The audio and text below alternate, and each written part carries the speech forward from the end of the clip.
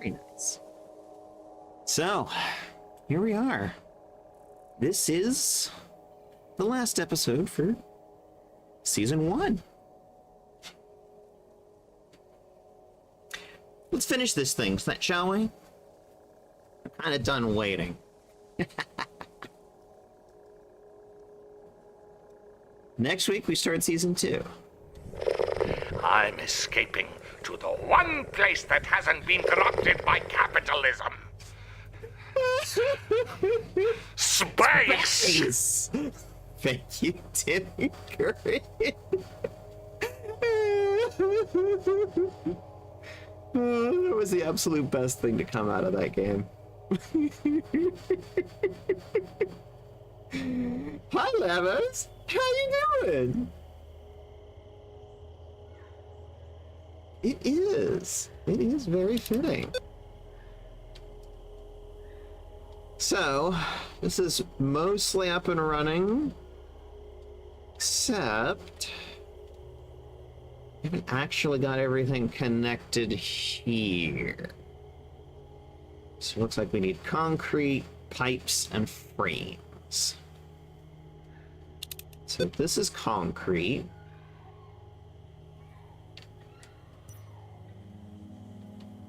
We're using the bottom one for the EIBs, so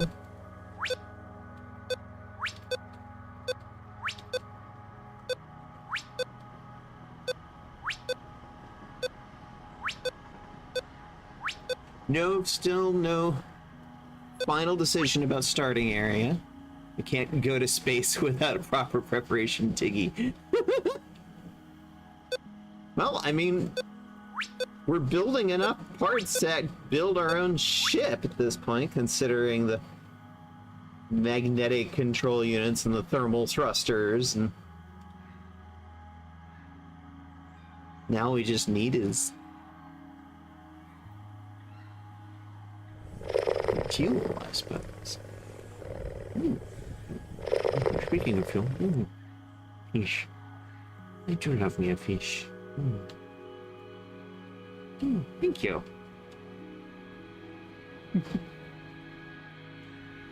keeping me well fed, I see.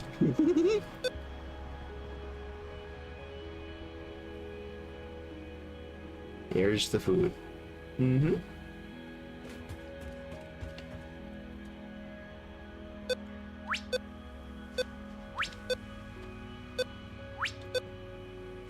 As soon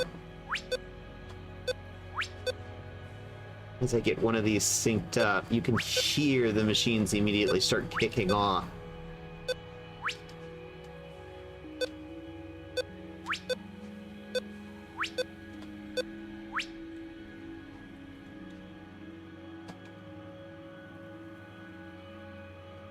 Okay, now we just need modular frames,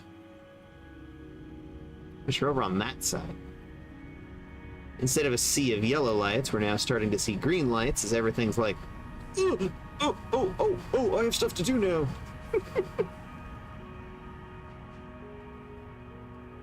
All right, these guys.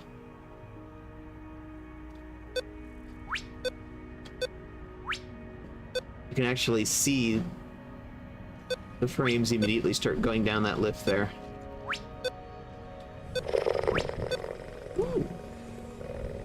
Oh, I'm in a jar again.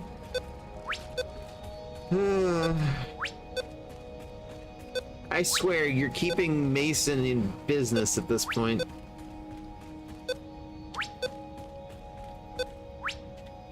Well, it's in my life now. I'm in a jar.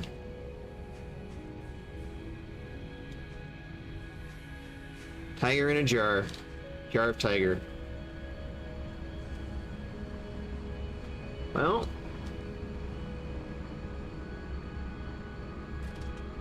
now what are you gonna do? You've never actually answered that question. It's like, what? Now that you've done this, what are you going to do with it? It's a spacefaring vessel. Okay.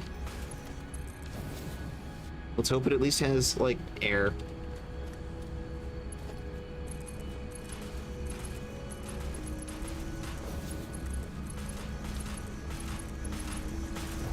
On the other hand, it's like if I was a vampire, I wouldn't need air.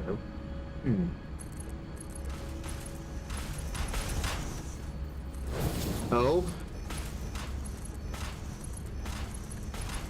Well, that's the thing.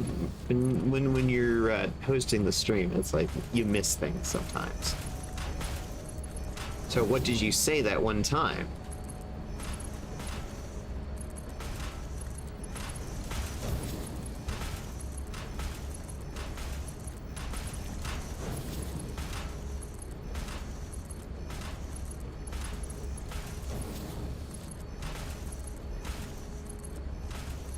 Well, that's good. Final Fantasy XIV solution to breathing air. The air's there on the moon. It's just magic. What's keeping it there? Don't know. Magic.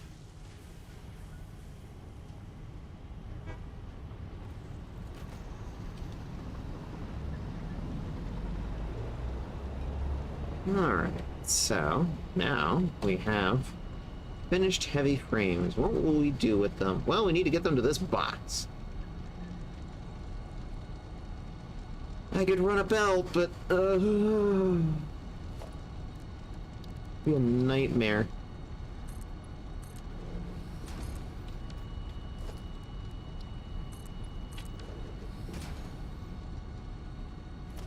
Or I could, you know, do this.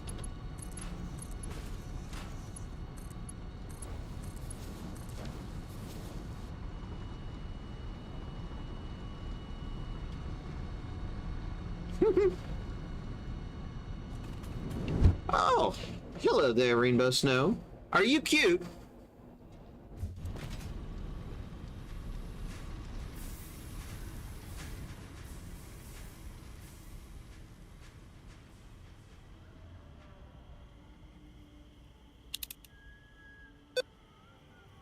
Energy here. Absolute peak Brad energy. Yes. Them's the rules.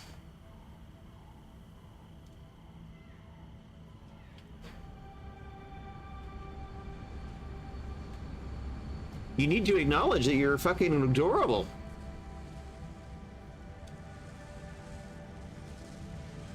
Them's the rules.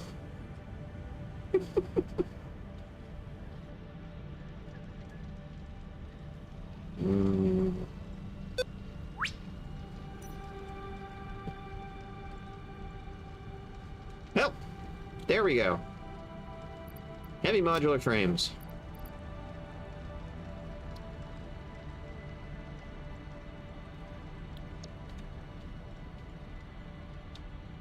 Now we need a train to deliver them. Fine what? Hmm?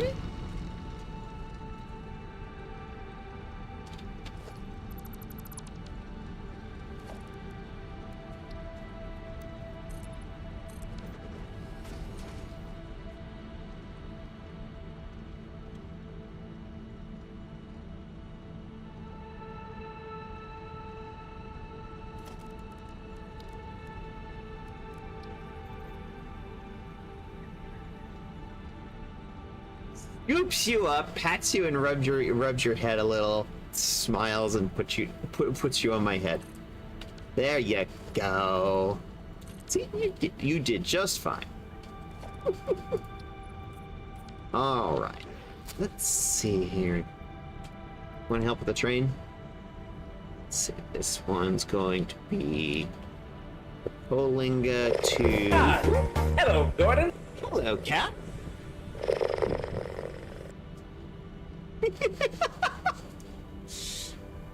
How are you?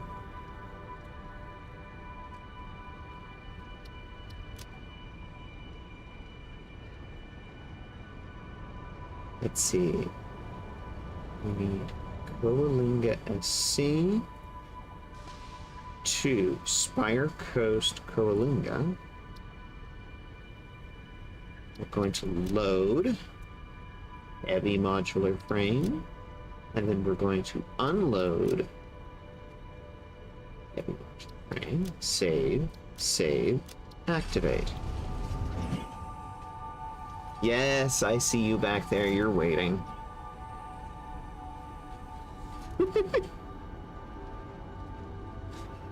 And now we're gonna go for a little train ride.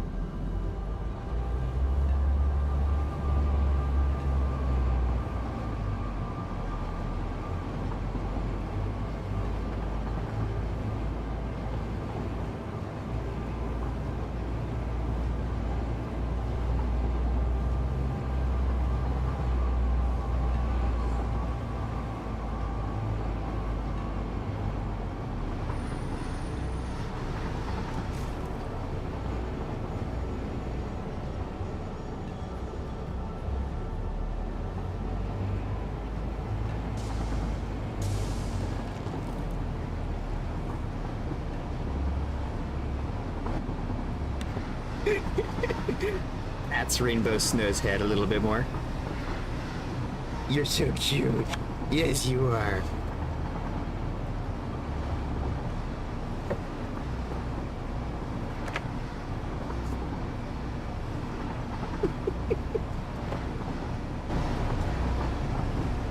It shows Rainbow Snow to Lavos. Hey, Aisha. We have a I'm not sure if pet or baby. One or the other.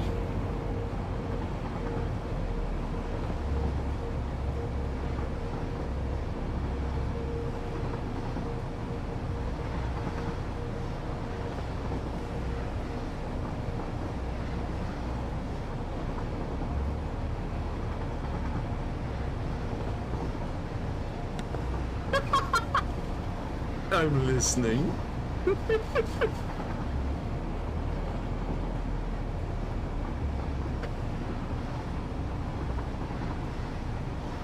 So, Cat, we're got heavy modular frames being produced. We're taking the first train load back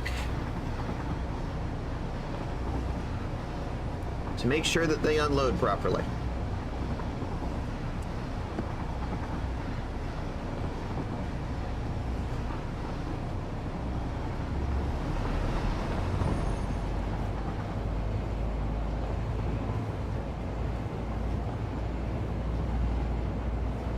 You could just hear the engine kicking in, going up that grade.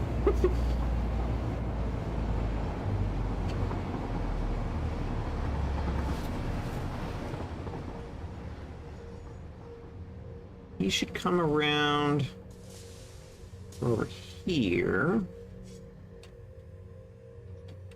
Unload this bin.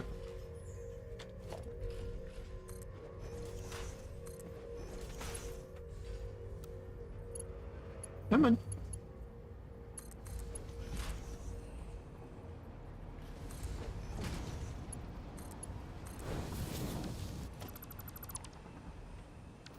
Kitty, go down the hole. Oh, wait.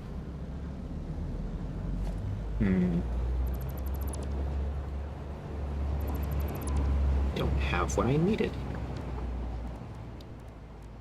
Let's put those back.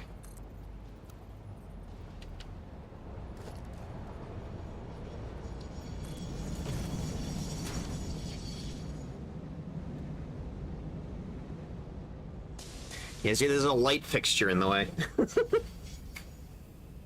Did I mishear things, Tiggy, or did you not finish what you were talking about? I didn't finish what I was talking about because I got distracted, because I'm a cat and I get distracted easily.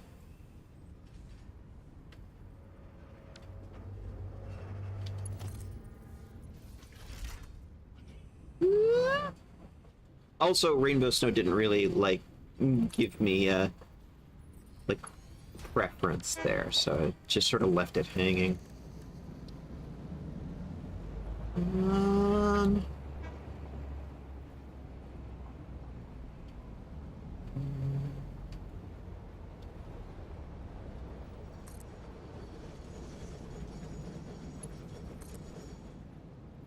Did I line that up correctly?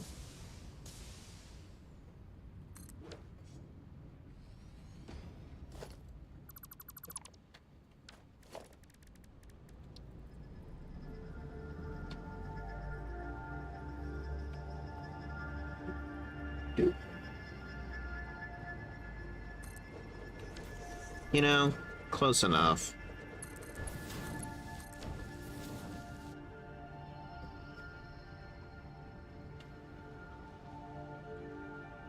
So yeah, we've got about 165 heavy frames there.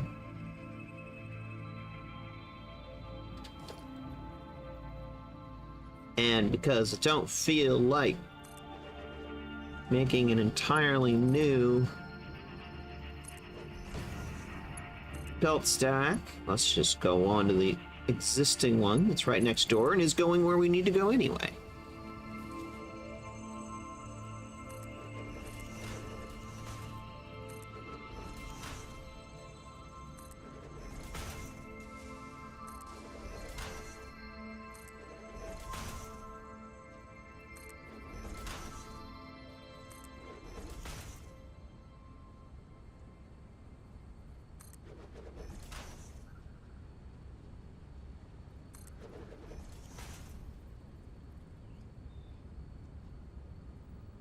I'm gonna send you a DM, Lavos. 1 second.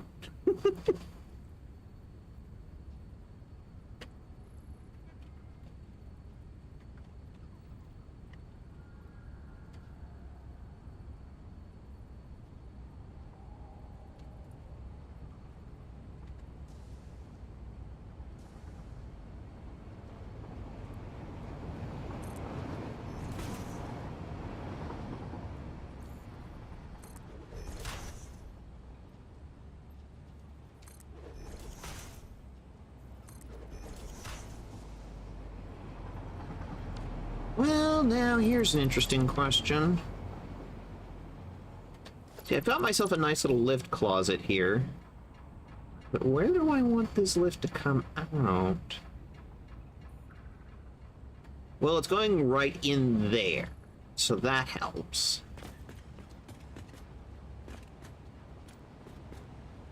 Space is a bit tight, though.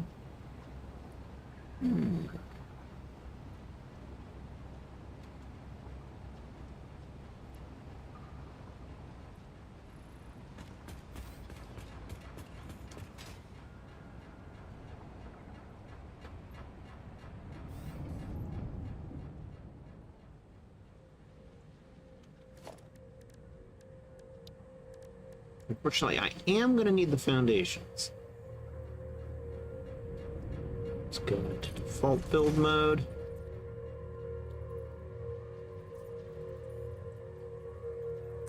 And I think maybe just put it in the back right by the glass.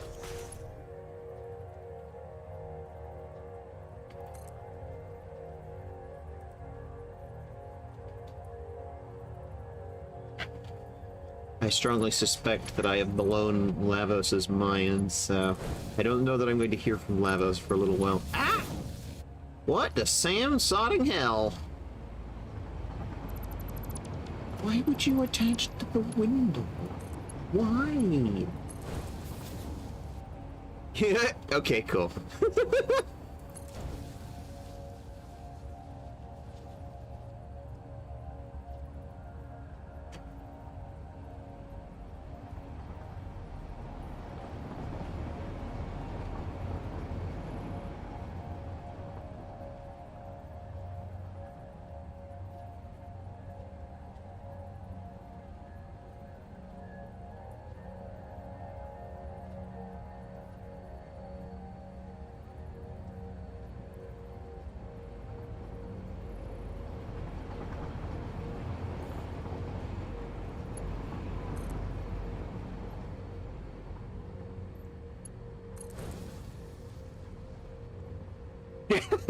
Yes, that is actually the goal. Am I succeeding?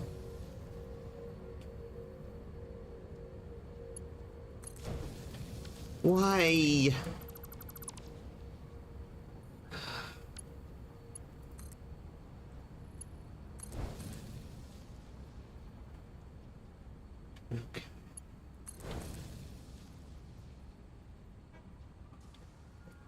Just tells me I didn't build these at full width distance.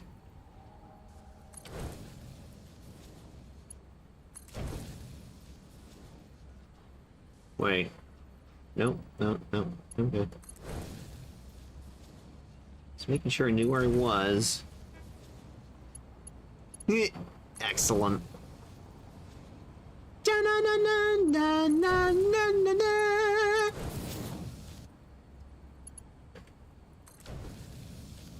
Making Levos blush. Successful.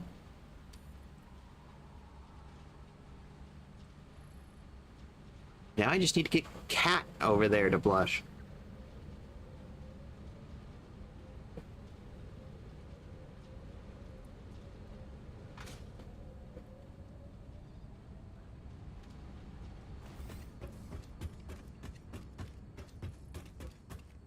Yes. The answer is yes.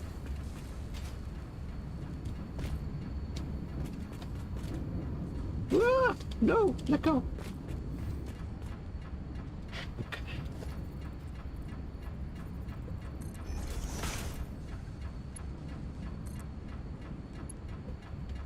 ¿Por qué no los dos? Hi, Sam!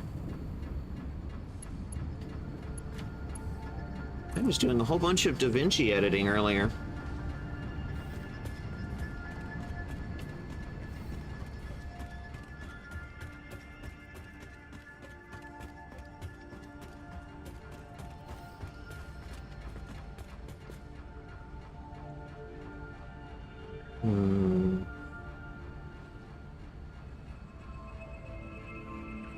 I think it's downloaded, but not installed yet. Let me check my browser history real quick.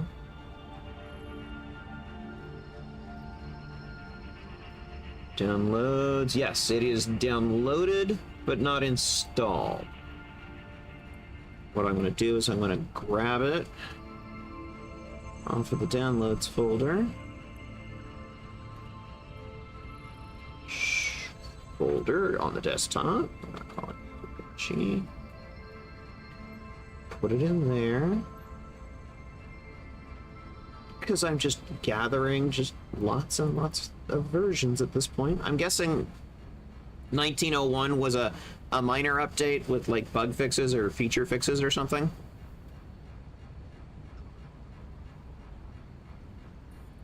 There we go. Okay. I need to make this go in a box. How to get there without clipping through the wall. Answer, move the wall.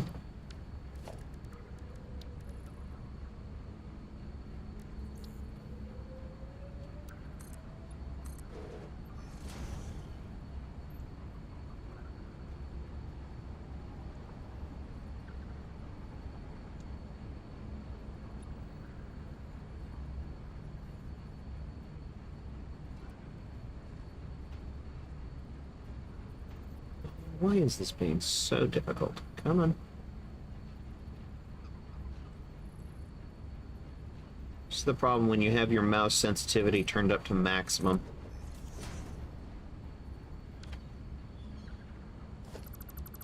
I have it set that way for a reason, but oof. Sometimes it can be difficult. Anyway. Let's just go boink, boink, boink.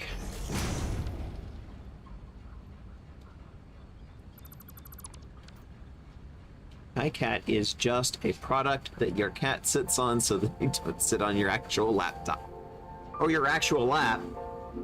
1900's the biggest one in months. Well, yeah, I mean, that's understood. It's just, I was more asking about the little subversions. I'm guessing they're either software security fixes, bug patch, you know, something like that.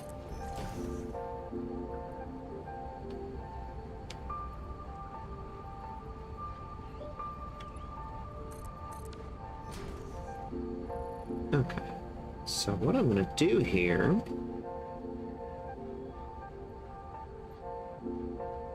This is a very snug little spot here.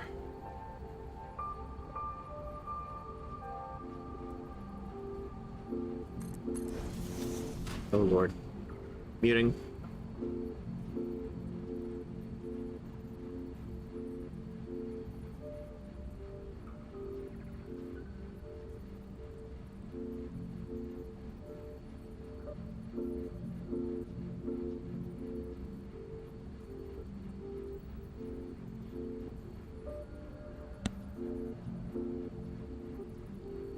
Sorry, it was a sneeze. Oh! Tiki's a switch. So sometimes Aisha's gonna be a top, and sometimes Aisha's gonna be a bottom.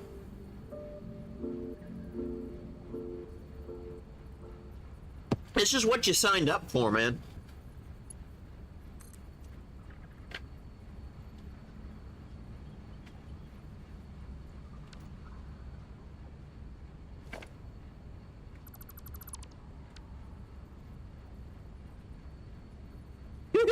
Excellent.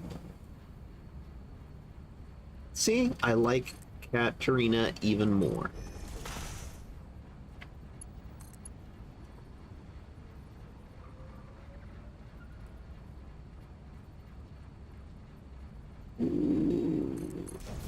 My positioning is a little off. I could make that neater. I just need to go like that.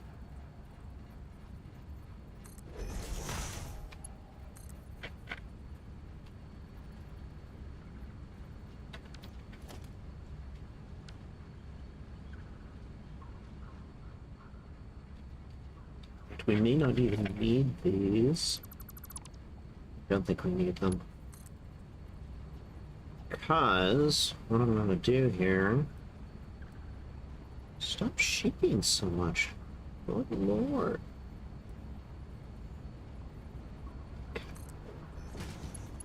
So do that. Nicely right around the corner.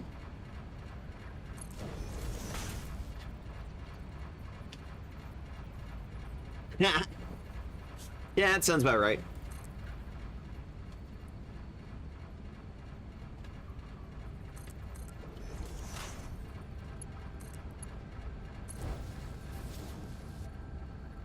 Okay. It's a real mess, but it works. This is the problem. It's becoming such a tight little corner to fit into. Ah.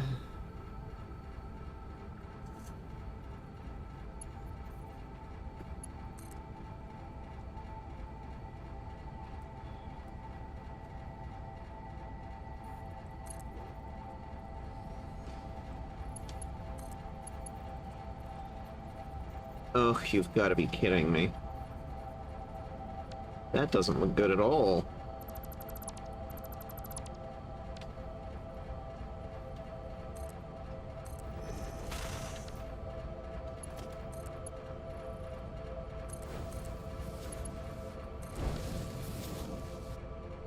Not exactly pretty, but it'll work.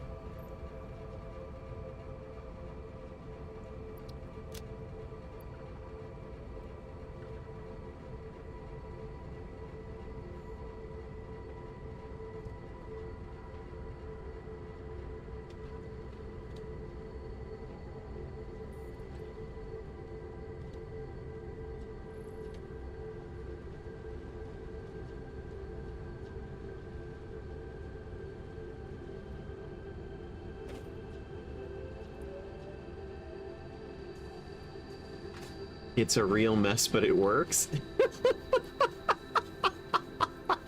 Thank you, Kat. I appreciate that. See, I actually take that as a compliment. It's just like...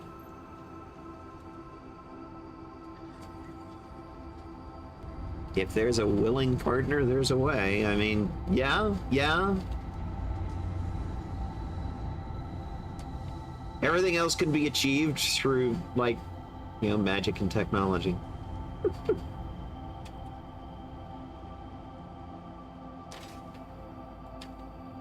And there, all of it goes into the last machines that need frames. All right, that's done. Now, because I knew we'd probably finish, I got a little start on the next project, which, honestly, to get done or not doesn't really matter. Because we've only got today. Today's the last episode of season 1, because this is the last air day that we're going to be doing updating. Not going to be in Saturday. I have a 1-day job thing going on Saturday. So I won't be in. Which means the next stream day, so it's like Friday, there's going to be a bunch of streams, but none of them are going to be Satisfactory, so that's sort of irrelevant right then. The current plan is to play Baldur's Gate 3 with Cat and Bows over there. Points. And I think me and Azure are going to play Portal 2 in multiplayer mode. Sunday will be D&D again. Yeah, I'm not planning on streaming on Sunday because, you know, D&D. One of the few D&D games I am still in because I have been aggressively trying to get out of D&D games. Because boredom, honestly. But that particular game has other things to make it interesting. Monday, Trans XP TTRPG is going to continue playing Apocalypse World, where an annoying little gremlin of a cat girl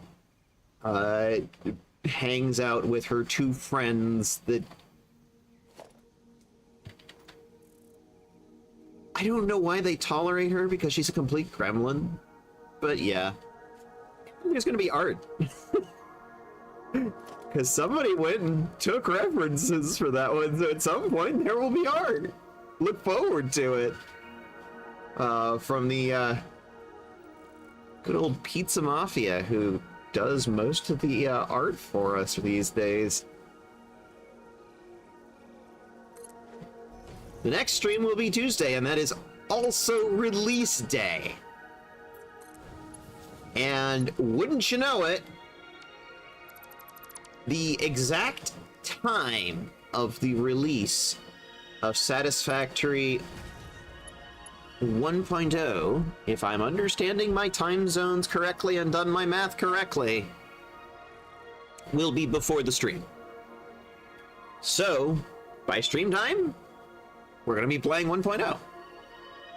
So I saw a really funny clip from a dungeon Meshi where the character hits the monster on the head with a mythic book of knowledge, and that would be an amazing idea for a Pathfinder character. I mean, like, yeah, someone who is actually a member of the Pathfinder Society, even.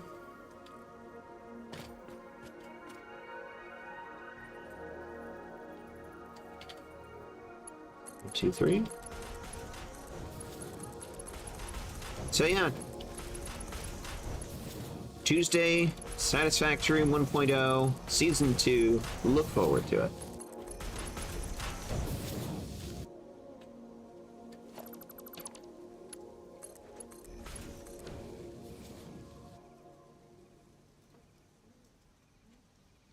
Who knows what we're building here? Who knows what the rings are for? Who knows what we're making? I got kind of a start on this morning. Got as far as I could, which, as you can see, is mostly just building the train station. Like, 90% of starting a new factory is building the damn train station to support it. Like, this took me all morning. You have no idea.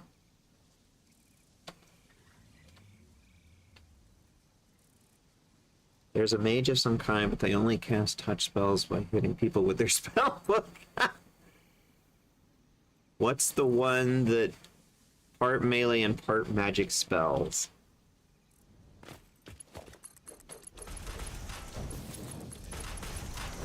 I'm guessing you're talking Pathfinder classes, in which case I have no idea.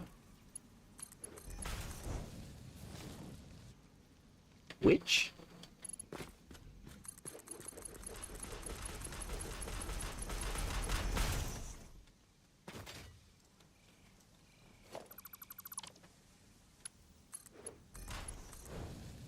I need the load balancers for this. Oh my god. We're doing like 800 a minute. Whew. Need the load balancing. Because if this was not load balanced, oh man. I would lose my tiny furry kitty mind.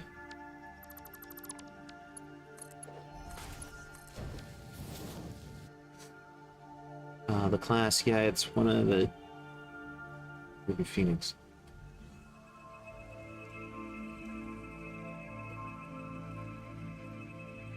Magic spells, but they're melee range only? None of the Ruby Phoenix characters were melee only, except for the monk. Because, you know, it's a monk. I don't know what to tell you. It's a monk. Monk gun a fist.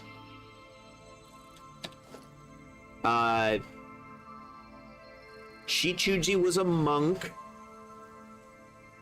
Masami Takahara was a witch? No. Was a rogue hybrid. Because she multi-classed with something else. I don't remember offhand what Masami was a rogue multi-classed with. I'd have to go back and look at the character sheet. Or re-listen to the whole thing, which you know I would do too. No. My brain has lost the name. Sanku. Sanku was the witch. You know, little witch boy. In fact, it was in his name, Witch Prince of the Sea. It was in his name.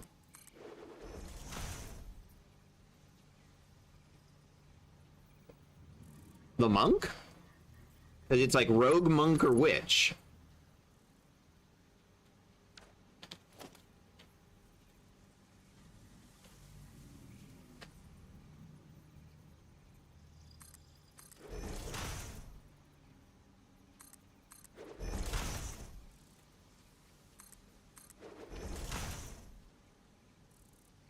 Magus! Thank you! That's... yeah, okay. That's what she multi-classed into. Check something. Yeah. The thing that Masami multi-classed into.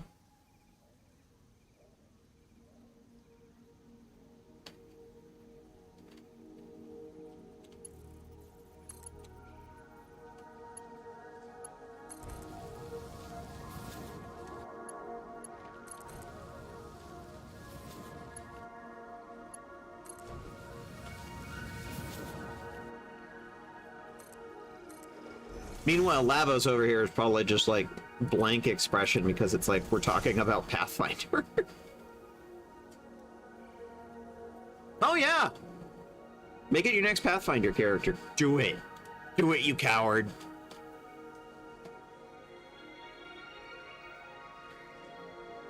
I tried doing a rogue recently and oh, that did not end well. I did love that character though.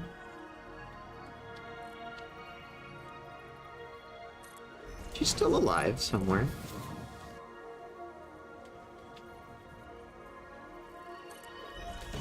Probably drunk in a tavern.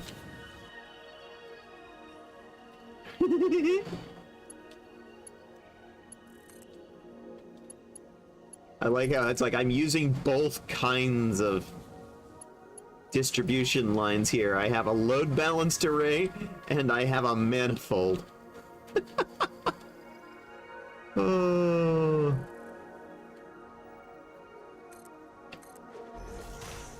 For those that don't understand factory terminology, it's like that right down there. That is a load balanced. So it's like everything that goes from here to there is load balanced through this line. Whereas this line, which is the other part, is not load balanced. It's, we'll call a manifold.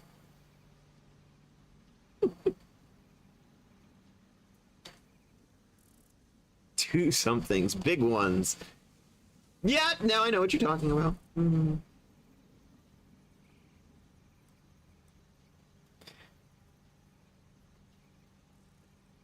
Goddamn motherfucking cowboy.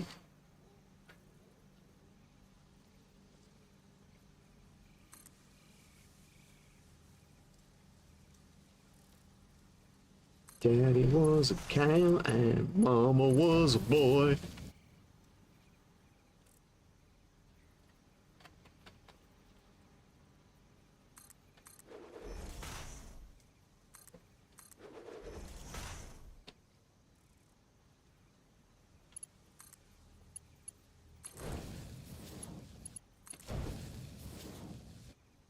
You know, I don't know why I'm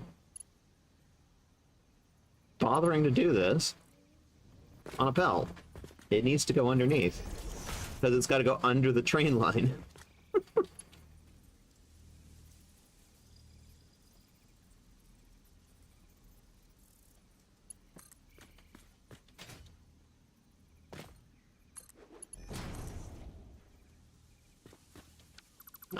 No.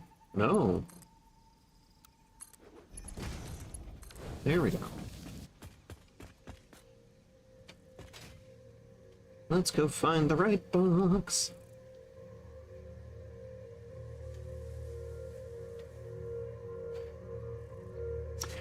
Hey chat, what's missing for this picture?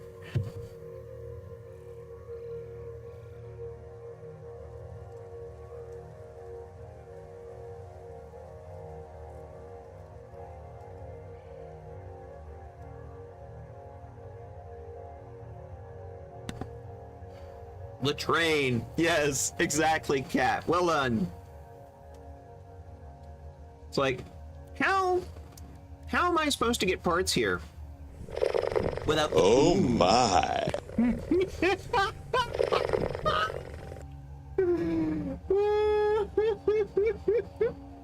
Someone finally found that sound, Redeem. Well done. Waiting for someone to find that.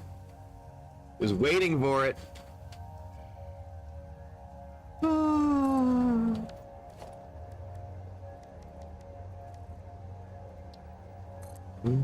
2, 3,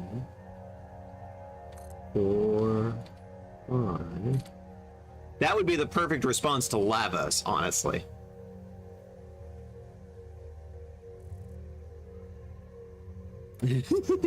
Yes, exactly.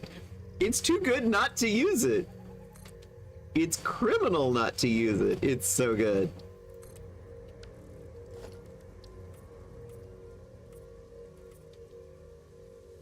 Okay. Since I think what's going on here is almost everybody here is not actually a Satisfactory player, so I will go back to my normal routine of explaining things. The rings only make like 2 things, maybe 3. At this time, they're gonna make more next week, but right now, they're making nuclear pasta, which in the upper right-hand corner is the last thing we need to complete the game.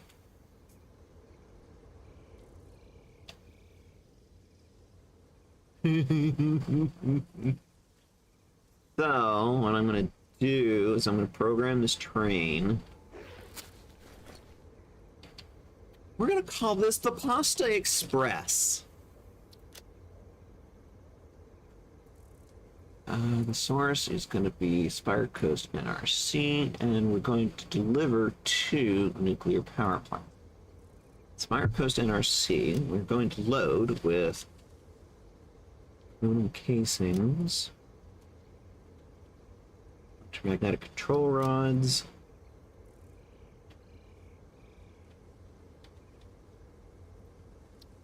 nobelists, smokeless powder, and pressure conversion cubes, which is the thing we need right now. And it's going to want to unload. Faster. Save. Now, with the power plant, it's going to load faster. It's going to unload. Casings. Smokeless powder. Electromagnetic control rod.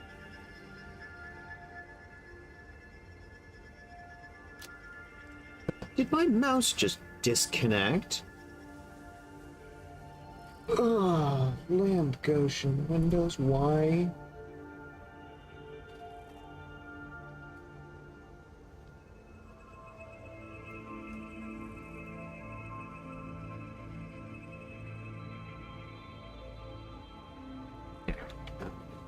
Sure, conversion cubes. Save, save. Drive.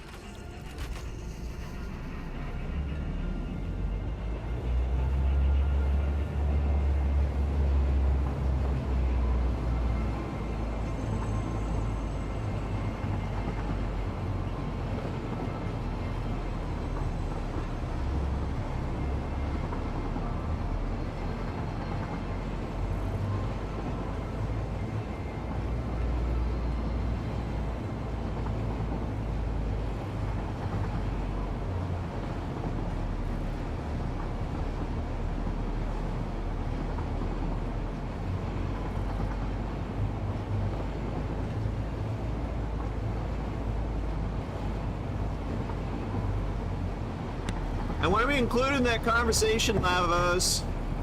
I want to be included.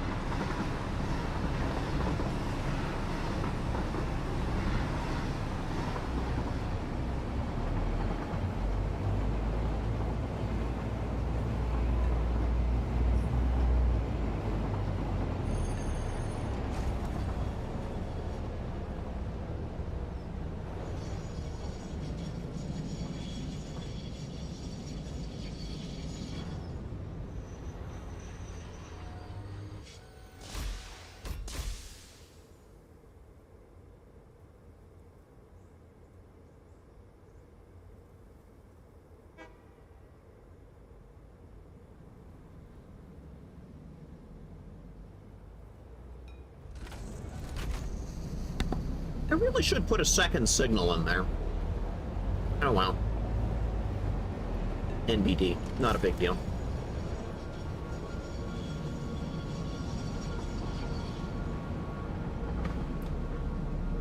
Green signal.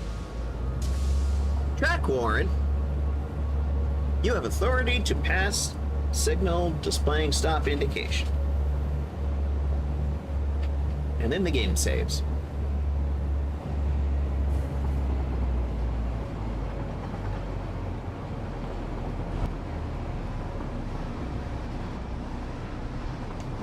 Looking at her messages, waiting to be messaged.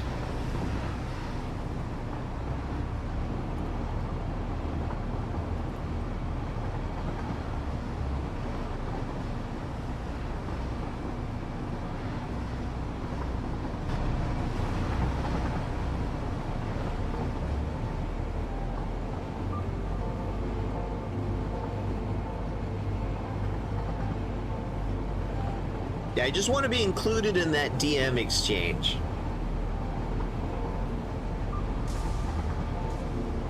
Oh!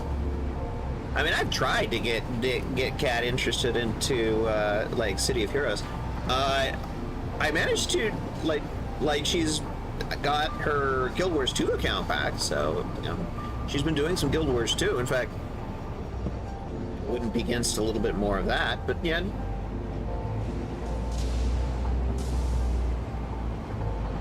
I guess the question then becomes whether or not Kat ever gets bored of fantasy setting and is up for a little bit more of a superhero setting. It's up to Kat.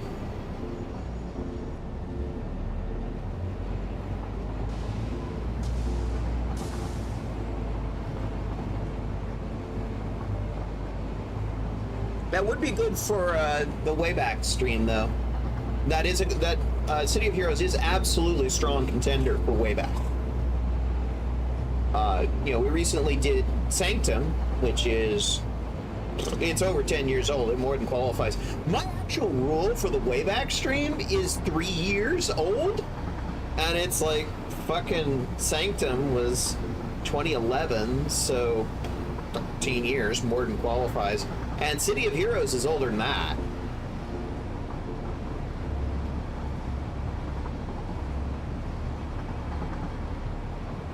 Yeah. You do have the problem of overload. So, don't burn out. Don't burn out.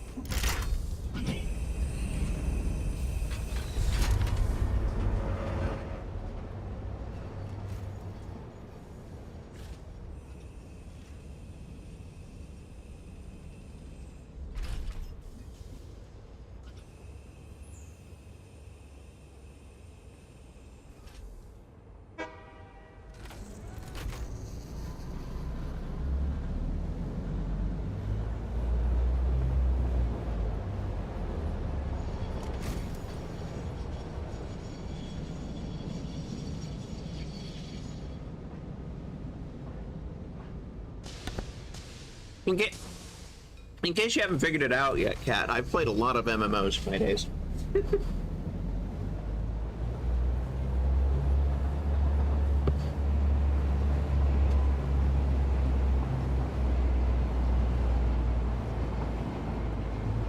And there's usually like one person that it's like I still know from a lot of these MMOs that still plays it. For City of Heroes, that's Lavos. For Guild Wars 2, that's Mura up until, you got your account back. And I mean, like, still actively plays it with me. For Star Trek Online, that's Angela.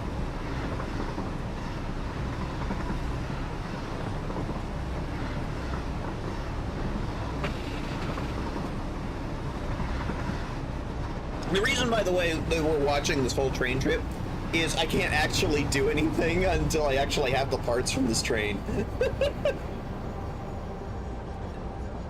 Sort of stuck.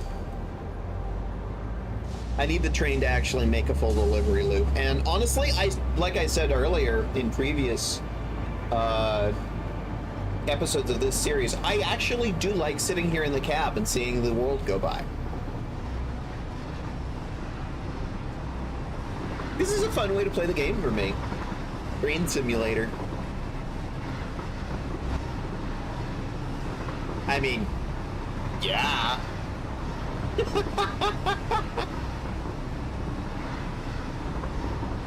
I could do without the every 5-minute autosave though. Fortunately, that goes away next week.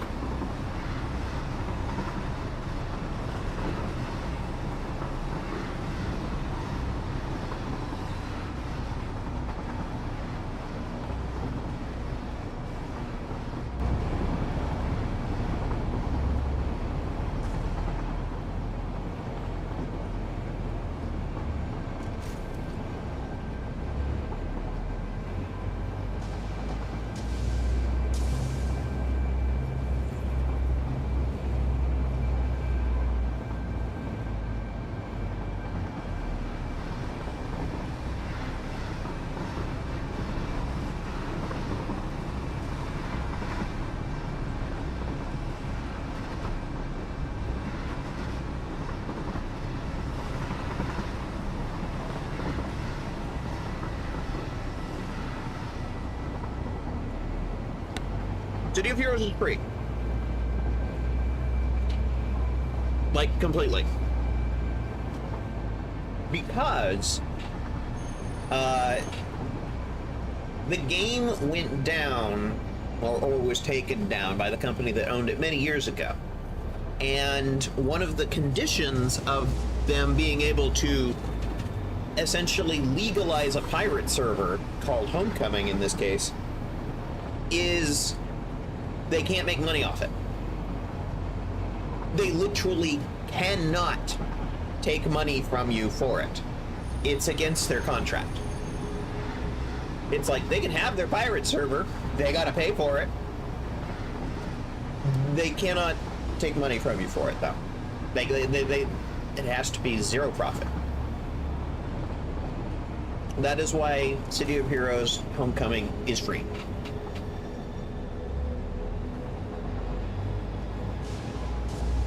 You can optionally, if you want to, donate to the Keep the Servers Alive fund, but that is not required.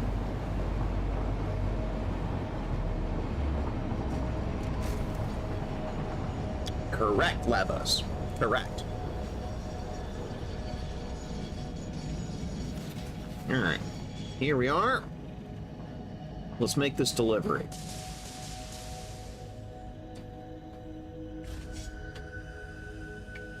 The last car, by the way, is empty because the part that we are actively working on making right now is going to be shipped back right there on that car. I need this one. This is the part that I need right now. Actually, no. No. If you like it, then you should have put a bin on it. God damn it, cat. You did this to me.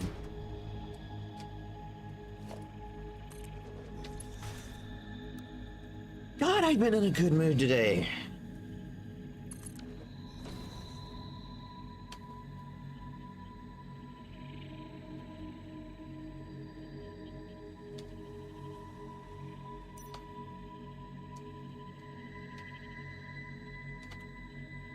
Well, fuck that up. We need to fix that. Oops.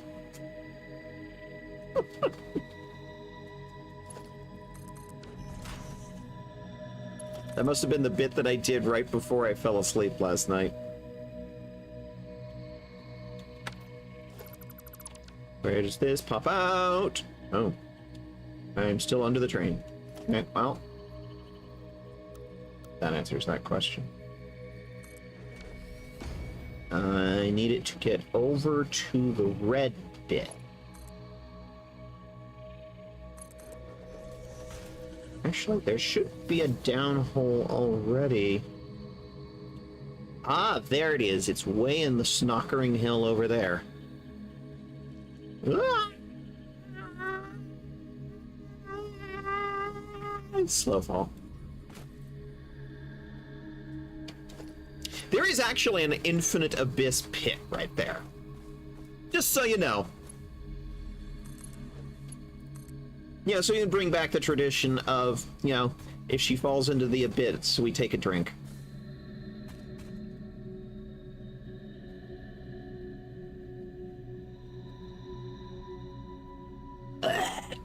I did voice acting earlier, and now my throat hurts.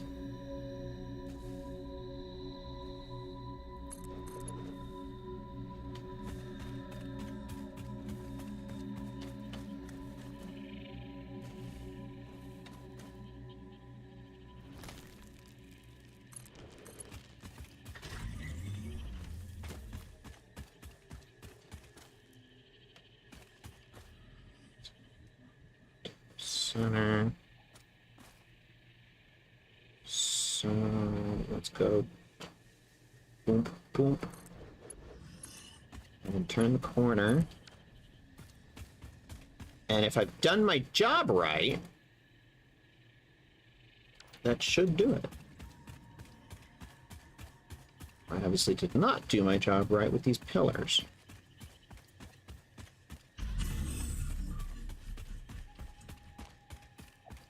jalapeno.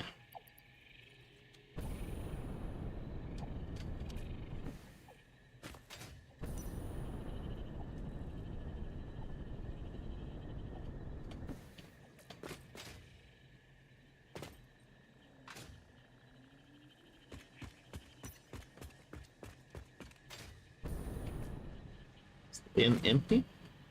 No, the bin's not empty. But it's working on it. This is empty. Which means the whole system back at home base is gonna get a heart attack of like, yeah, this bin's empty. Start working, start working. Alright. And yes, this belt is now fully saturated. This manifold. Okay. We're half done. The next step involves these little buggers that take 300 copper ingots a minute. Okay, we have a plan. We have these copper alloy ingot foundries.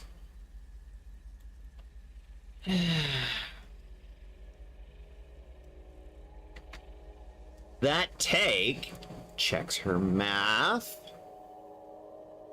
900 iron ore and 1,800 copper ore a minute.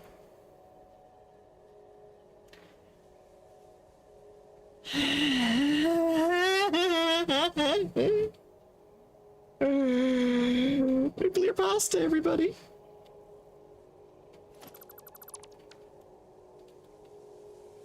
Fortunately, I built this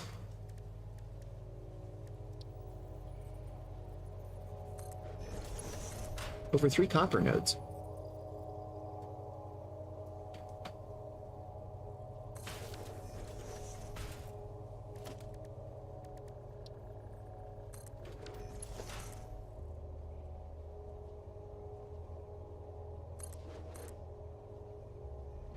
See, there they are.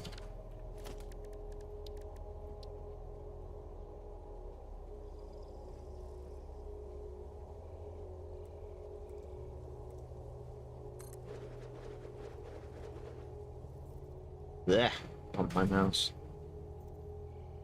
Come on. There we go. There we go. I have one mouse that's super sensitive and one that isn't. And balancing between the two in Windows is an adventure.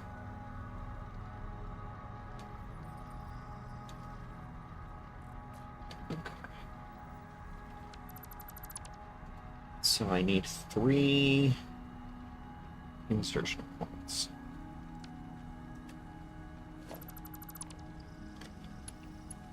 One, 2, 3.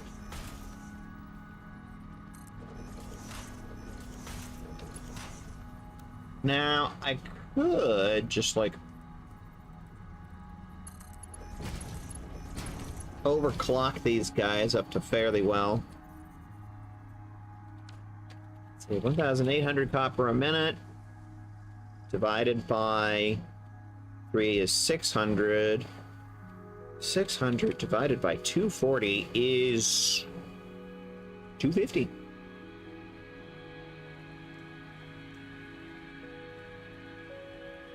So yeah, I can feed this whole thing with those 3 miners right there. This is what the math says.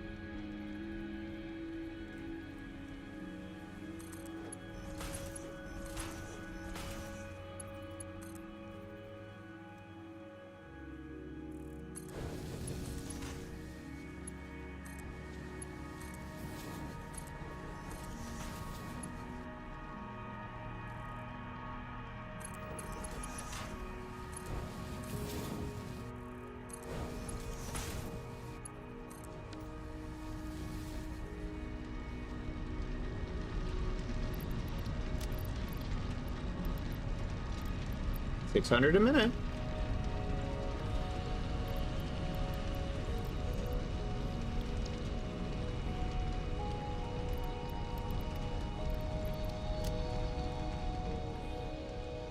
And of course, these belts move 780 a minute, so the belts are more than fast enough.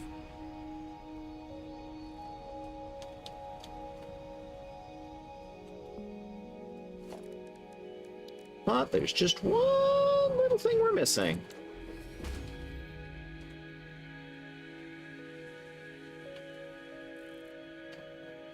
Iron ore.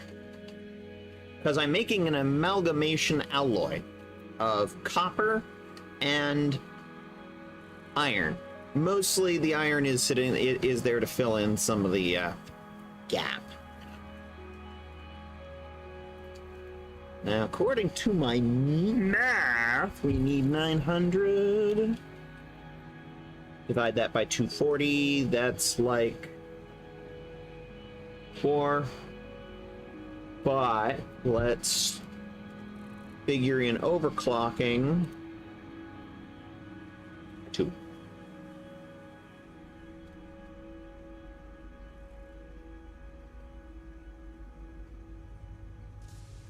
Where are we gonna find some iron ore? Well, I'll tell you.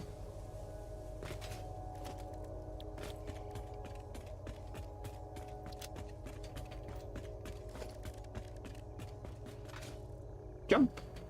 Come on. Parachute.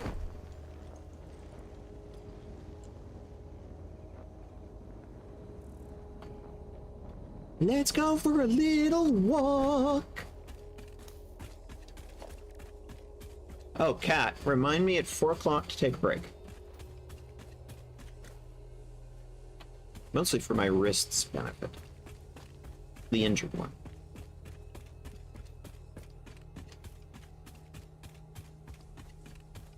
Taking a little walk up the hill.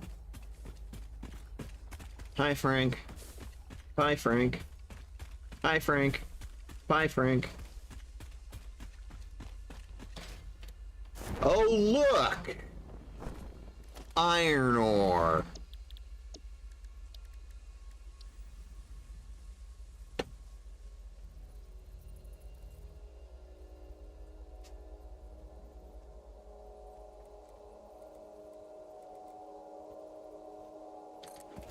Fortunately, without any iron golems nearby to fight. Who am I kidding? I would just punch them. There's a joke only Lavos would get.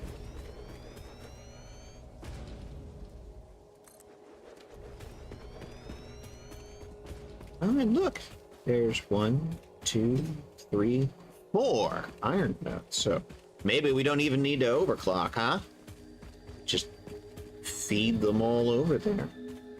I wonder what else is in this area. Let's look around. Oh, hey, copper. And a Caterium node? Why did that parachute just send me up? I don't know. Don't know. I'm confused. The parachute just shot me upwards. Physics glitch!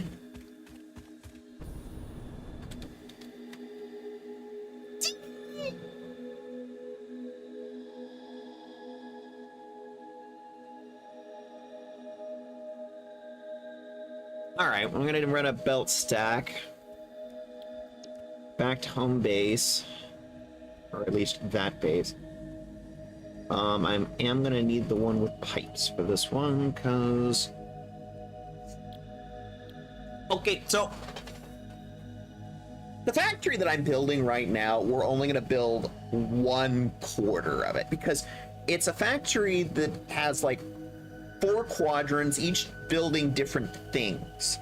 One makes nuclear pasta, one makes nuclear nobelisks, another one makes nuclear fuel rods for nuclear reactors, and another one turns the waste into plutonium fuel rods and then sinks them. All of that's gonna change next week. All of it.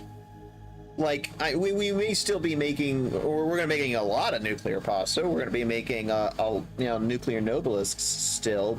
And we're probably still going to make nuclear fuel rods. But the thing that, I suspect I'm going to probably break these into separate factories.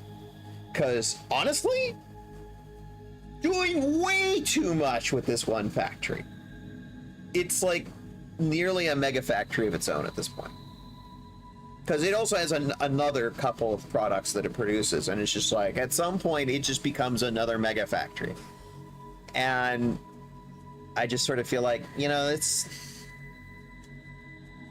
you could almost call it mega factory world, and it's just like, okay, maybe it's time to bring it down a little and do little factories instead of big ones, because that was the whole idea here, right?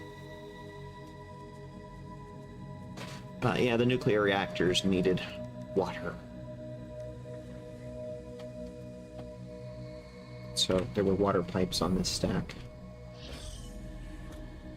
Oh boy, we need parts.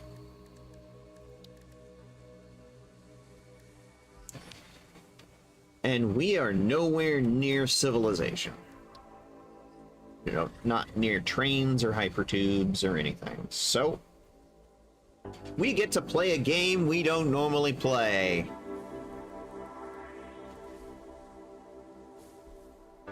Oh my god, why does the screen shake every time I use the mouse wheel? Oh. Hi, Frank. You don't need to show off to me. You're just fine how you are. Thank you.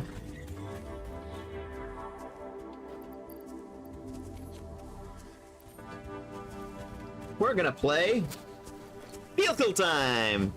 Dun dun dun dun dun dun.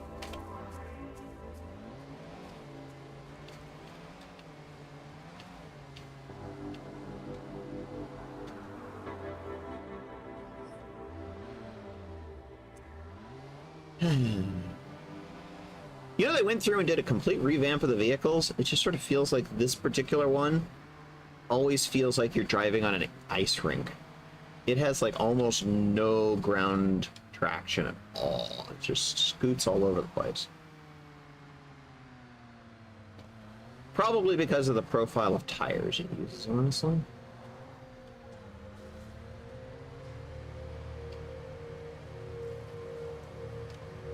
You want some dick gas pillars? I didn't think so.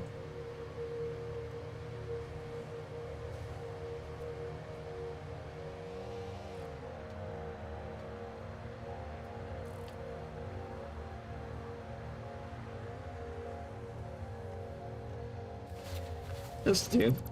Thank you. Get back to base.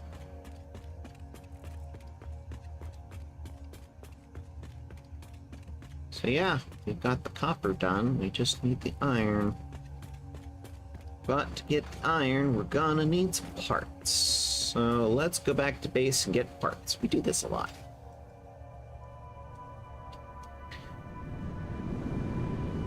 I need to put a sign on this one.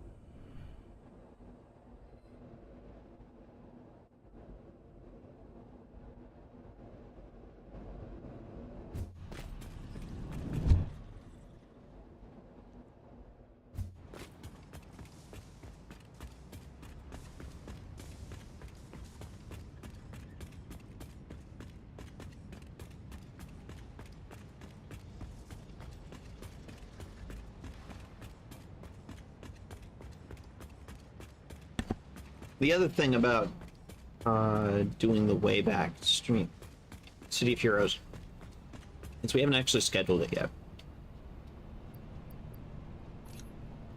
If you wanted to do that, we'd have to schedule it.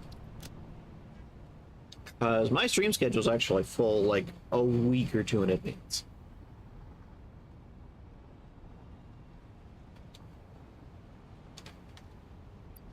It's like, there is a plan. The plan goes at least a week or two in advance.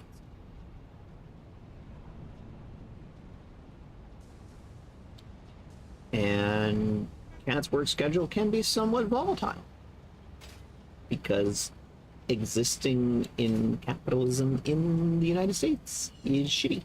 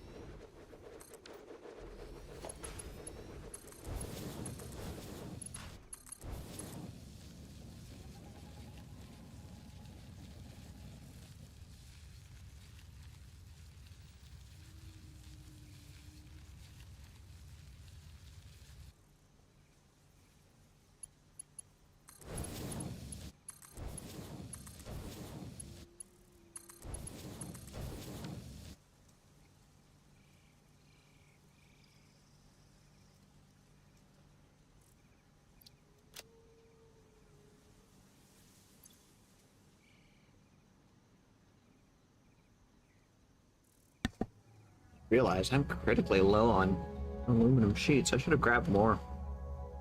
We may have to do a couple of runs here.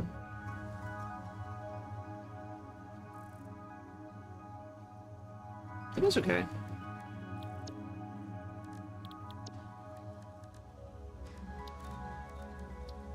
That's why we have this thing.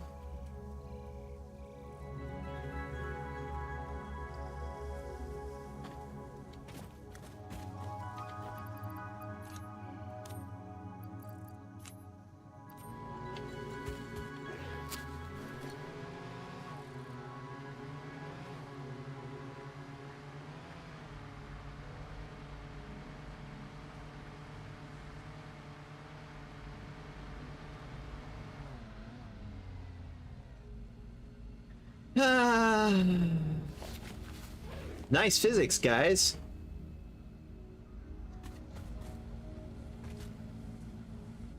Thank you.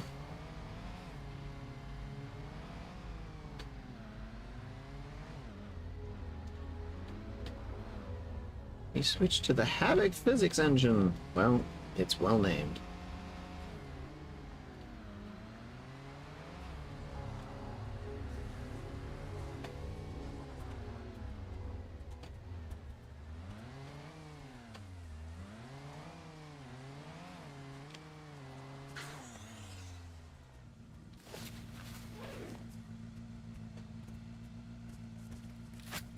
I am now going to take out my frustration on the wildlife.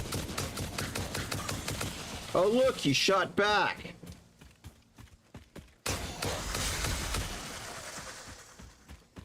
When I hit him with the car, that had almost killed him.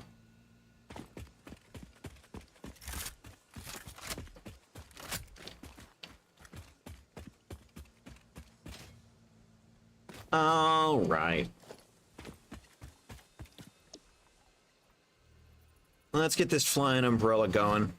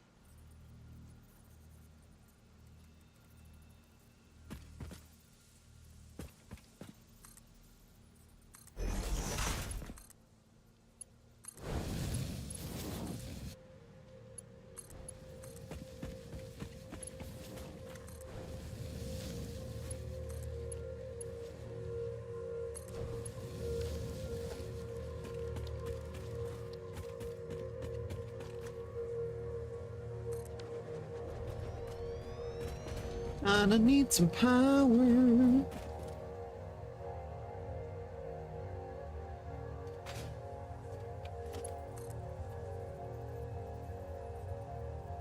Over by those piggies.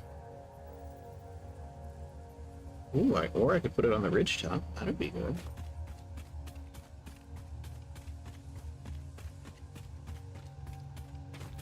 Would certainly make it quicker getting out here, that's for sure. Cause then we have zipline.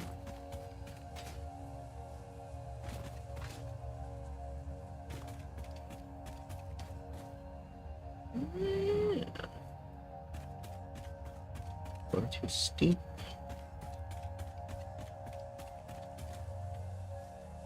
Maybe not. Let's go over here.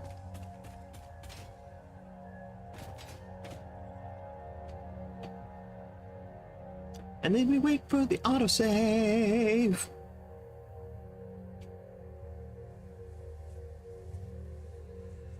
Who's not dead? Sound off.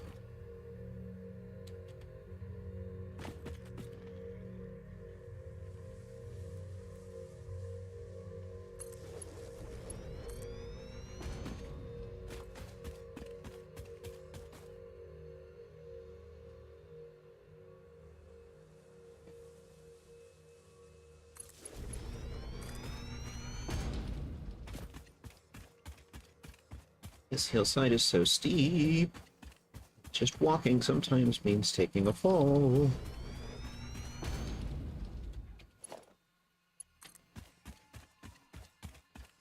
Alive noises! Hi, cat!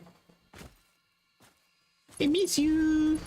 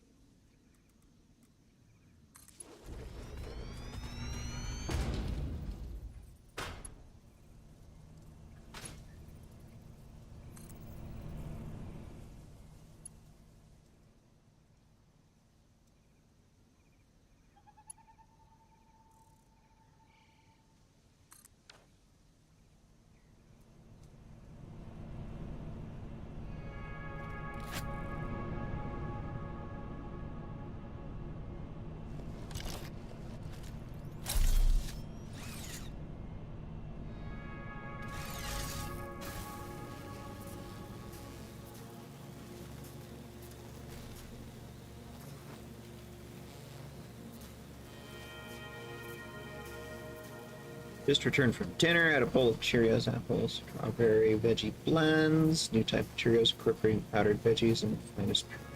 I haven't heard of powdered vegetable Cheerios. That's new. You were better than I was expecting. Sweet but not as like honey nut Cheerios, but pretty good. Okay, cool. Are they still low in carb?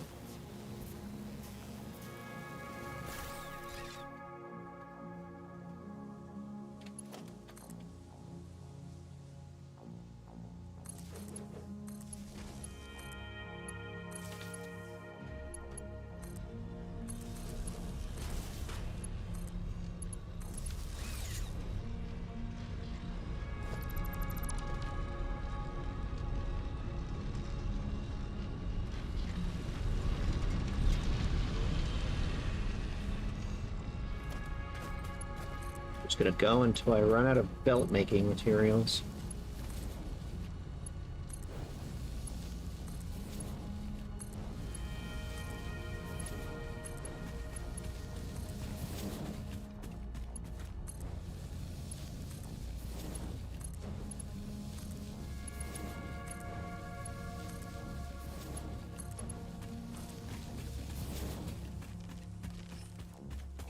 Bye, Frank.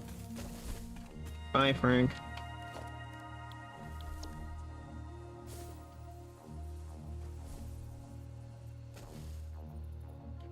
Lord, this is getting on my nerves.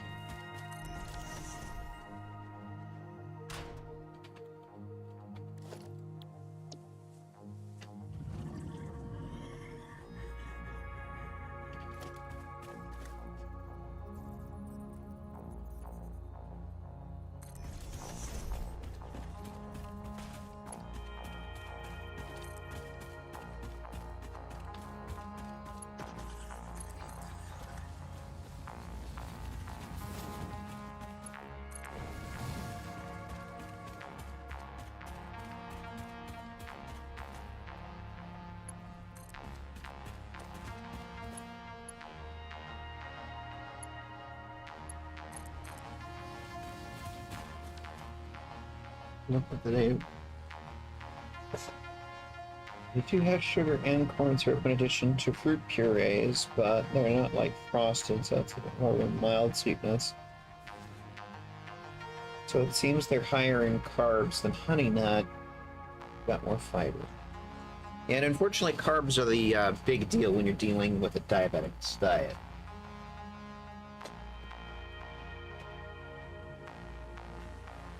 You know, carbs, sugars.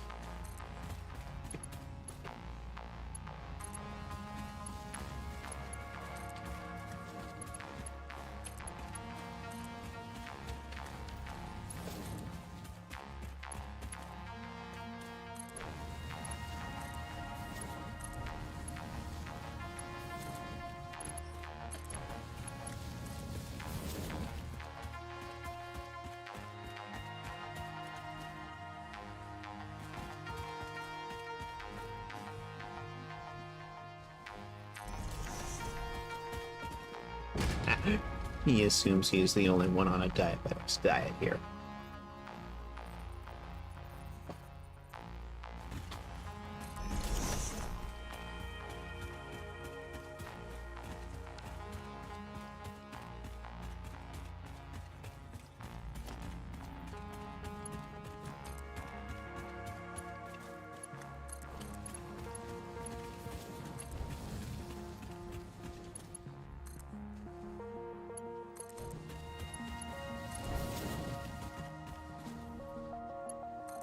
Yes, fiber is a good thing.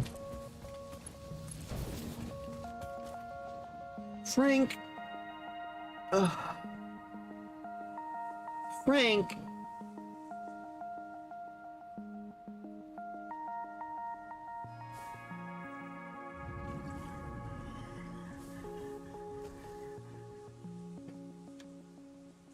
You're gonna make me do it.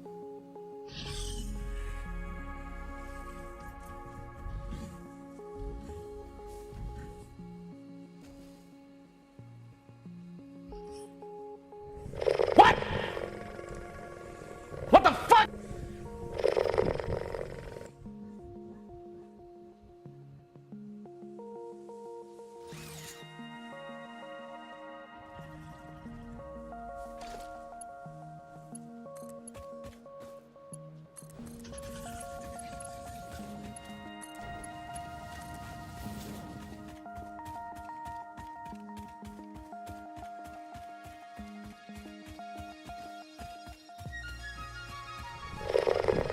Bonk!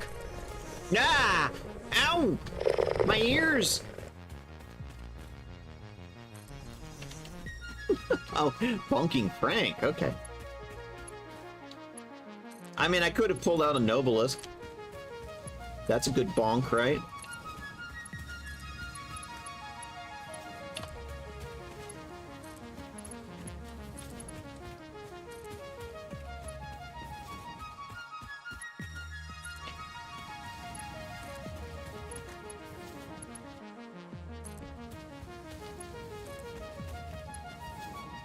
And I'm out of belt making materials.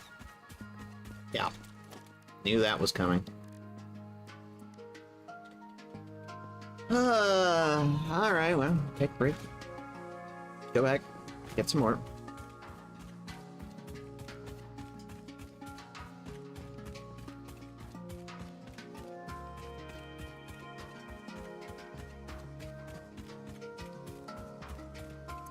Okay.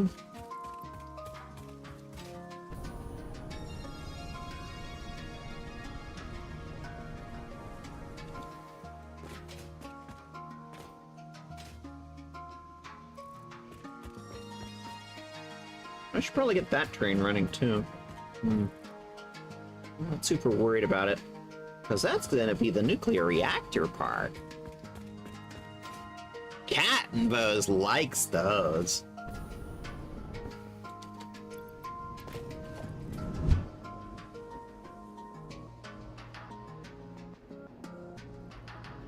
Yeah, I'm going for as low a carb load as I can get. It's like, it's obvious you're gonna get some, but you want to make it as small an amount as possible on the diabetics diet. Focusing mainly on like veggie and, you know, animal protein.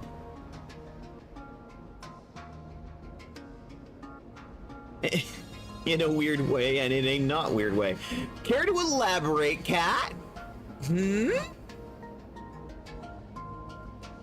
Come on, Cat, elaborate. Do it, you coward, you won't.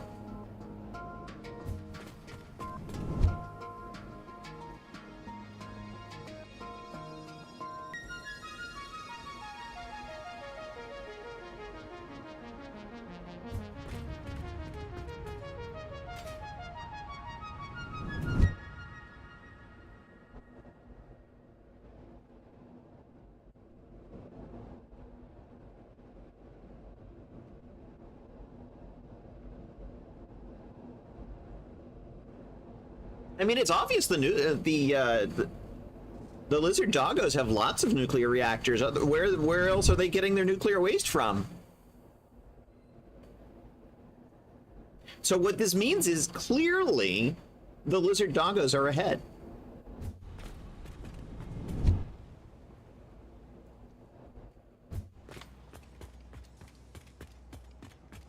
Yes, we're not going to break the Twitch TOS.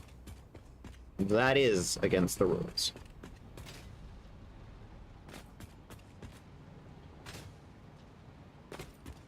Why? And clearly, yes, clearly the lizard doggos are an advanced society.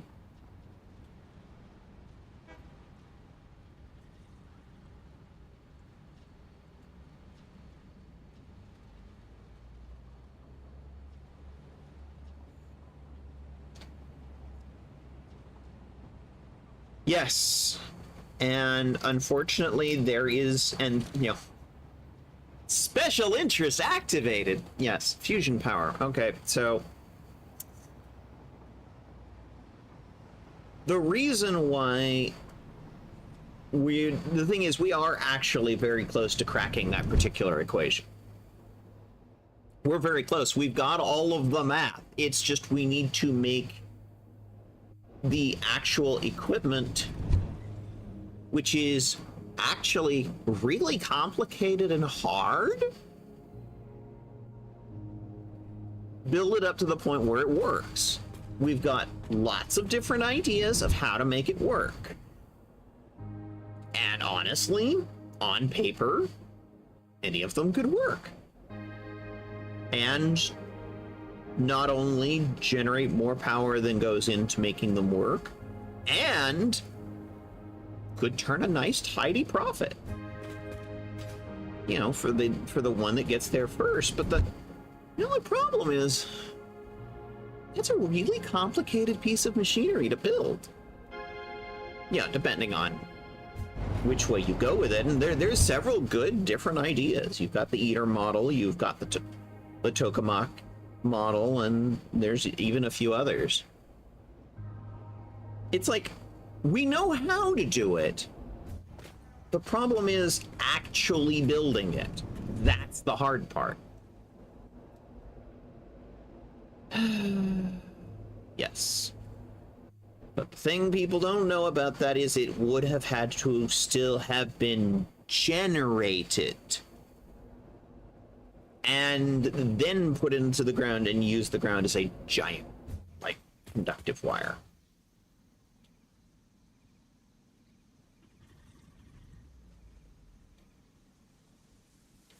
It's the generating that's the hard part. I mean,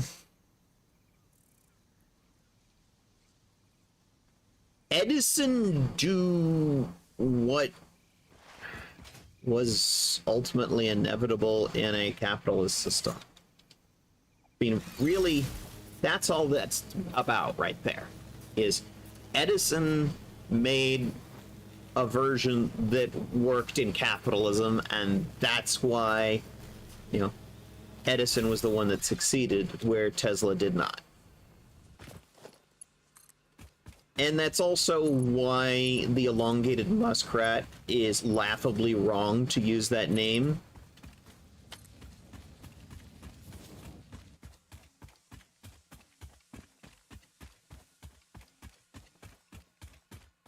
Yeah, pretty much.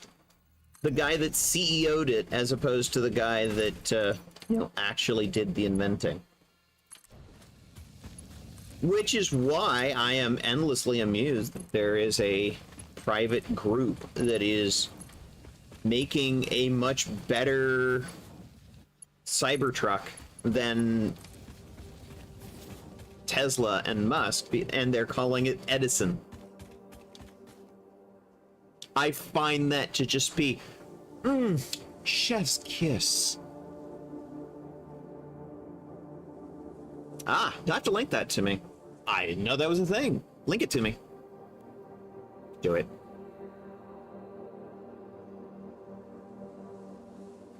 All right. I have iron belts. Where am I going? I'm going this way.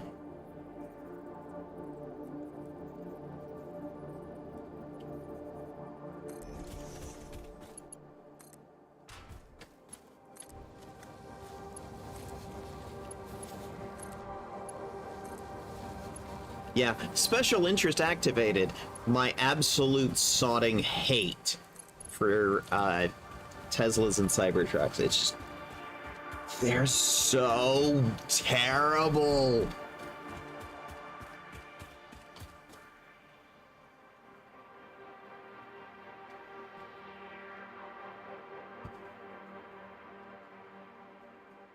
Oh yeah.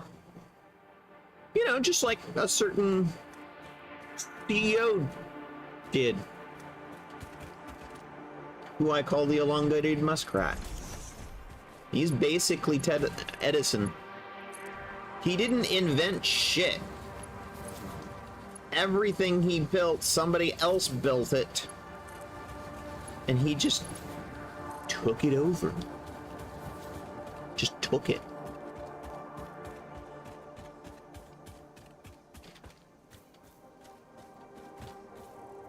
Elongated muskrat didn't invent shit. PayPal? Somebody else built that. Tesla? Somebody else built it. SpaceX? He literally didn't build any of it. He has engineers for that. And, like, a lot of that work came from NASA. You know, the National Aeronautics and Space Administration. Those guys. They did most of that work.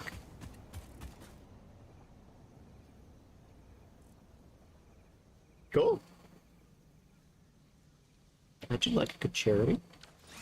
And it's well run. And not transphobic and homophobic.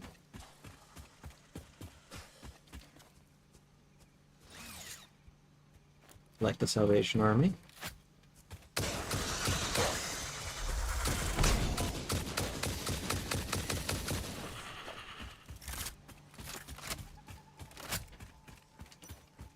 Okay, I need to get 4 belts over here. How am I gonna do this? Yes, yes, that is the correct answer.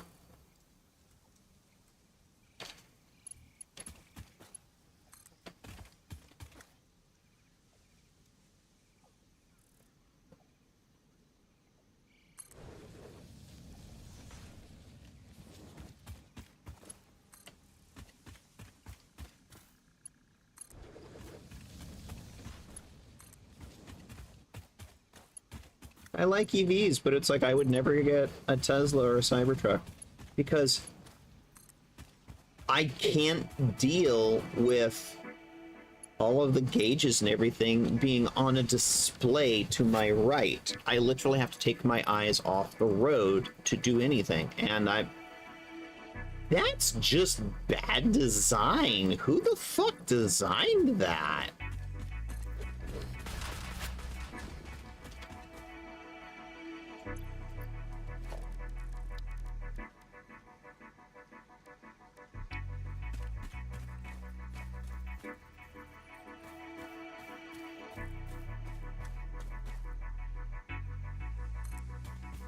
Yeah, I would never get one.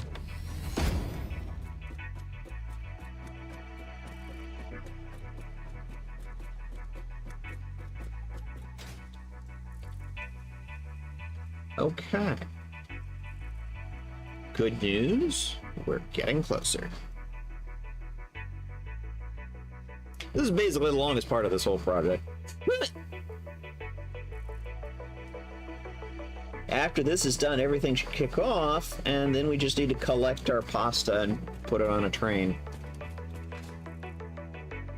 We'll need to create a load balancer array down the middle of this, right here, but half that work's already done for us, so... NBD. So let's go 1, 2... And now we wait.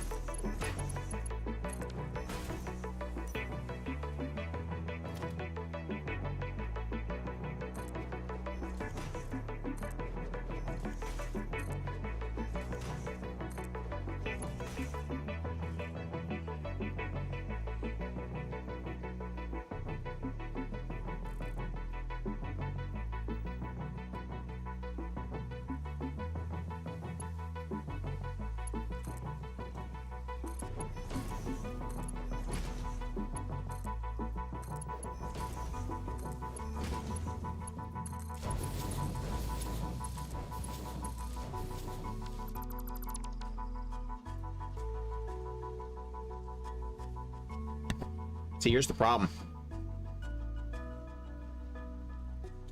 I'm trying to do an underslung stack of 4 belts and doing it on the underside of a factory with no power over a giant pit. This is a bad plan. I came up with it. It's a bad plan. Bad plan. Not doing it. Not doing it. This is a bad plan.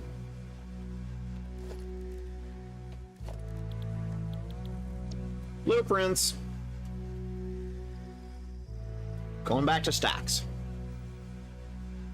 Trying to go underneath is a bad idea.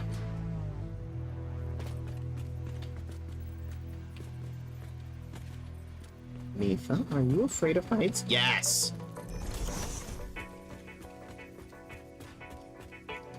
And falling into giant bottomless pits. So sue me. Please don't.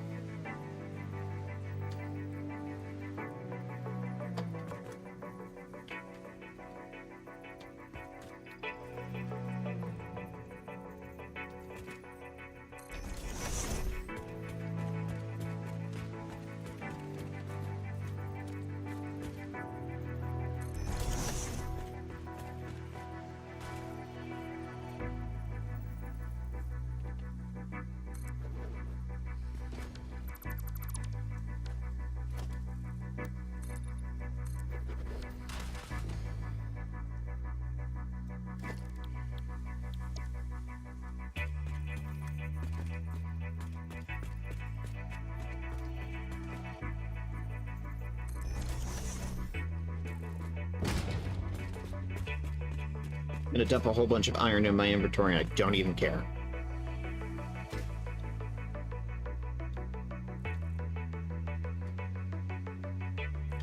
This was a bad idea, and I regret everything.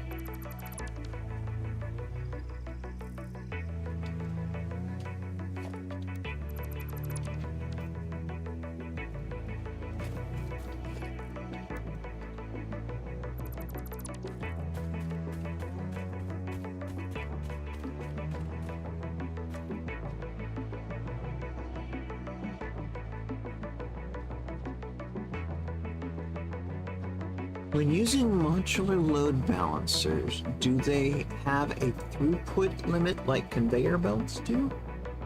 No. No, they don't.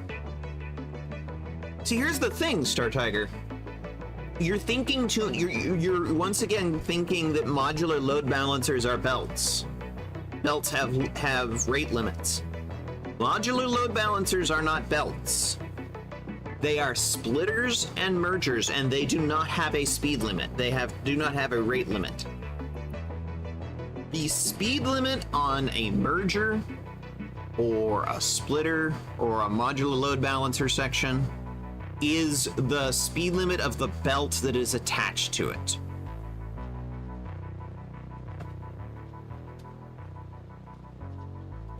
So don't think of them as belts. They're not belts. They're splitters and they're mergers.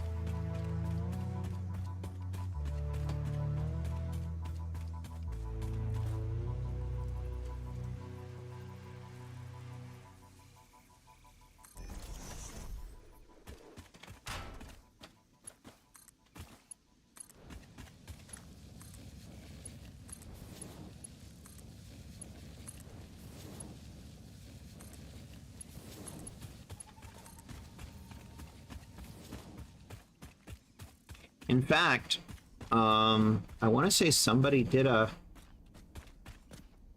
Actually, I think it was the same guy. I think it was Digby, who did another similar mod, which was literally just like a modular load balancer section with nothing but a number board on it that sits there and tells you how fast things are moving through it.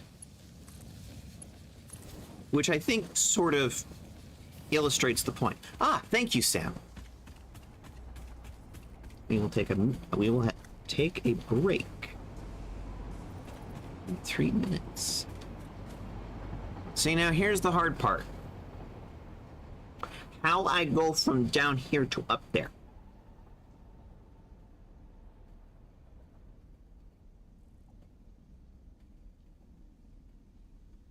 The correct answer is lifts. Lifts are the correct answer.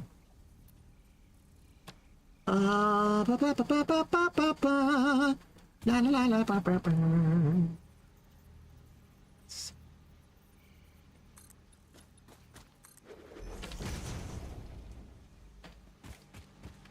Bits are the correct answer.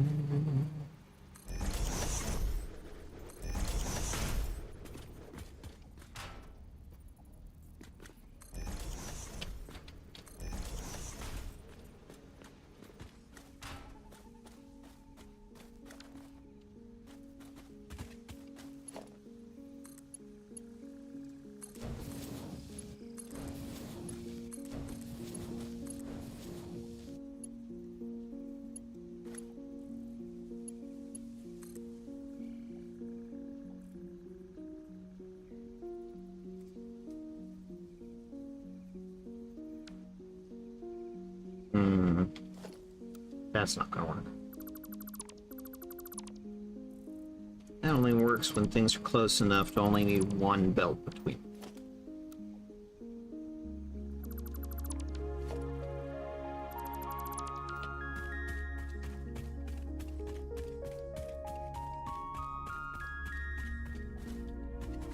The bottomless pit is not helping matters.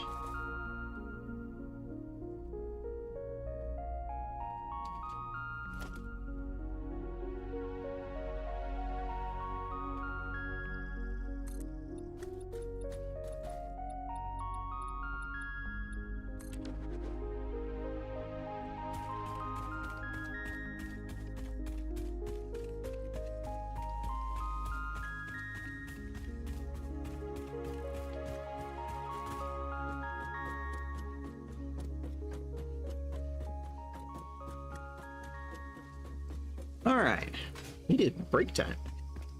We are going to take a break. I'm going to take a break. I'm going to recharge my brain neurons so that I, am actually thinking clearly.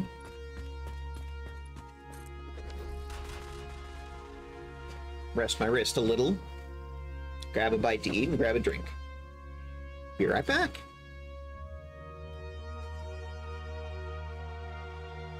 See, press this button and then press this button.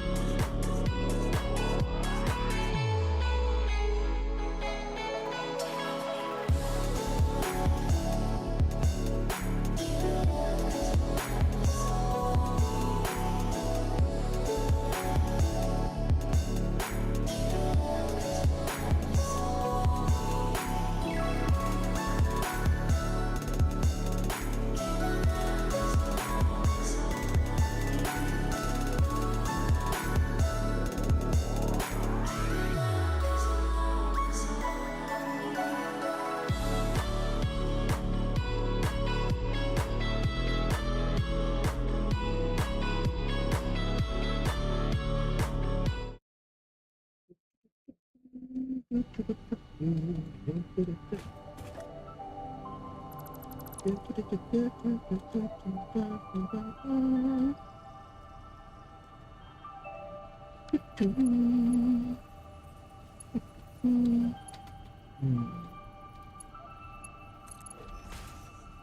there. Put there.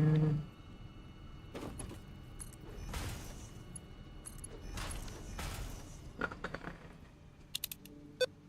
Section merge. Alright. Now let me put you in the Cuddles jar. Oh, it has a name now. The Cuddles jar. Excellent. I didn't even know it had a name. Well, now it is canon. This is now canon. There's nothing anybody can do about this. It is canon. It is the Cuddles jar. And 21-hour cooldown. Yes, once a day. Or rather, once a stream, I should be precise. Mostly because you tend to use that one over and over again. And while that's appreciated in the I'm trying to figure out if this is working phase, it's... God, I thought it was more than that. Yes. Please start using some of the others. I am glad that one is working. I put a lot of time and effort into getting that one working. But there are others.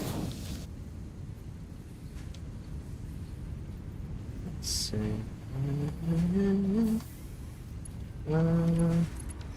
There we go. Are you connected? No.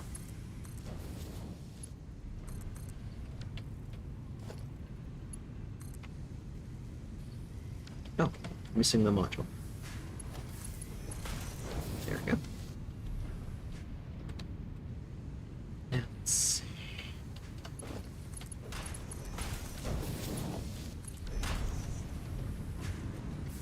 Let's do a merger. Very good, very good.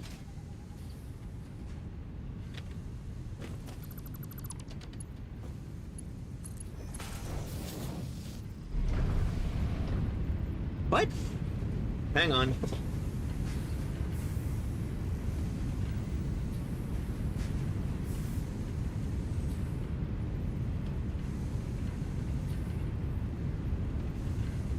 Is that a lewd term?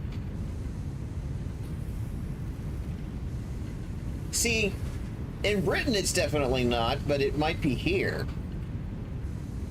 Good Lord. I don't even know. Mods?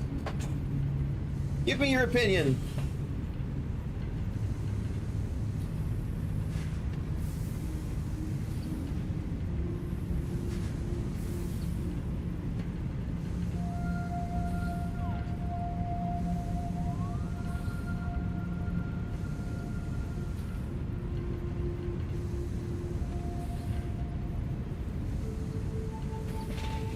Flag my mods.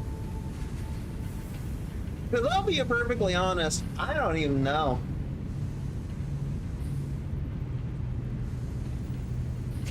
Alright. Works for me. Cat says no. I take that as gospel.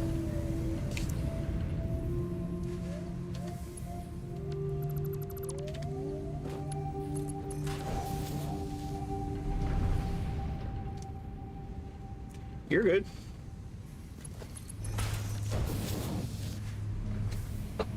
You're fine, honey. You're fine.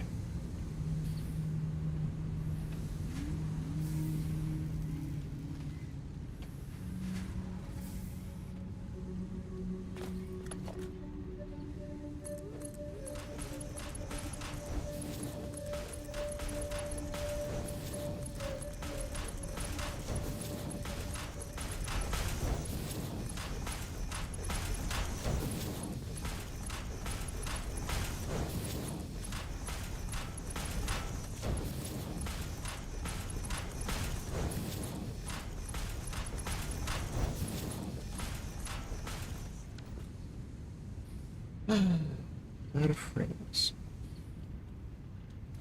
Oh, what do I need?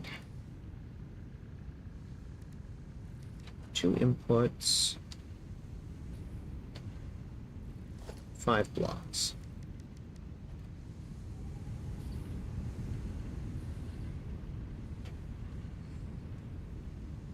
Huh, look at that, I forgot to finish this manifold.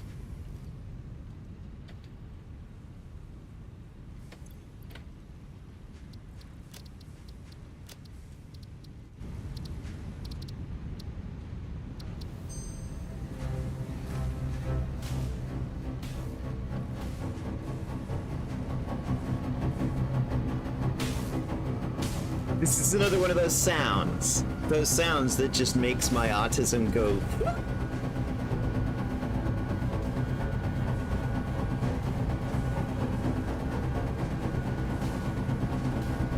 I mean, it's literally just a guy with a viola.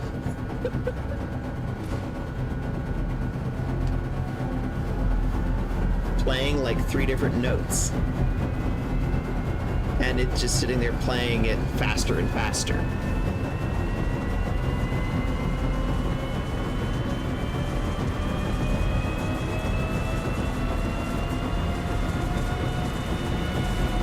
Well, I mean, it's a robot. It literally is. You know, its age is not a number. It's a it's a robot. Yes, it's 7, if not earlier.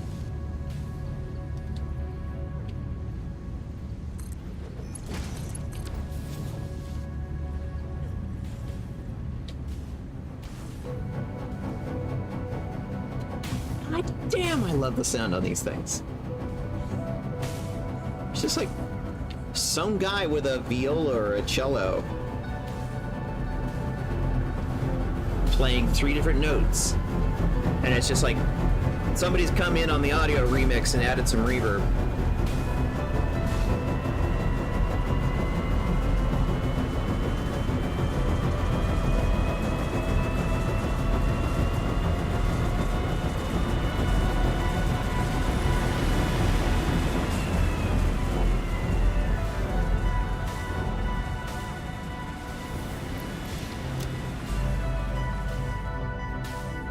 Can you hear this, chat? Can you hear this?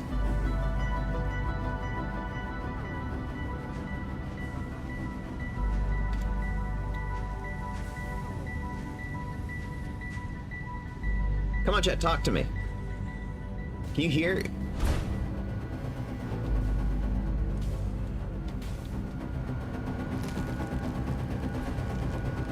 Yeesh, good noise. Makes autism go purr. This one's not on. Why is this one not on? Oh, it's loading. Speaking of which, what part are we low on? Just copper ingots. Okay, well, fine, fine, fine. I need to go get some parts.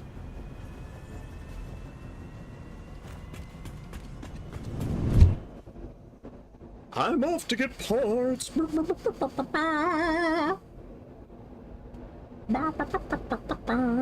Suddenly I'm making chicken noises and I don't know why. I'm not a chicken.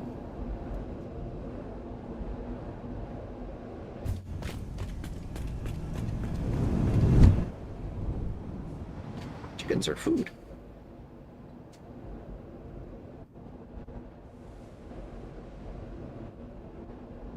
But yeah, the loops building is called the particle accelerator.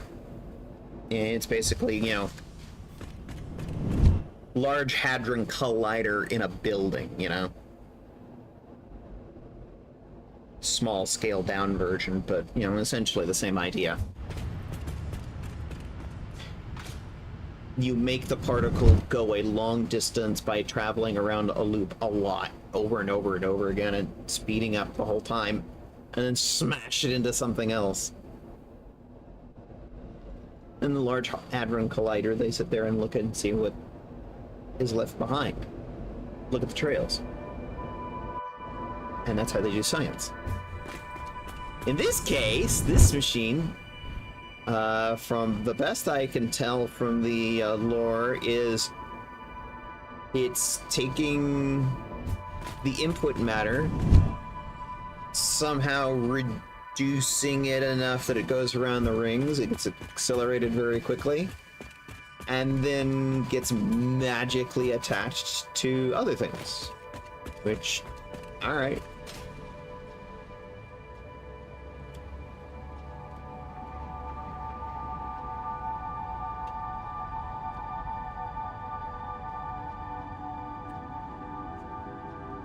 There's only one thing I can say to that.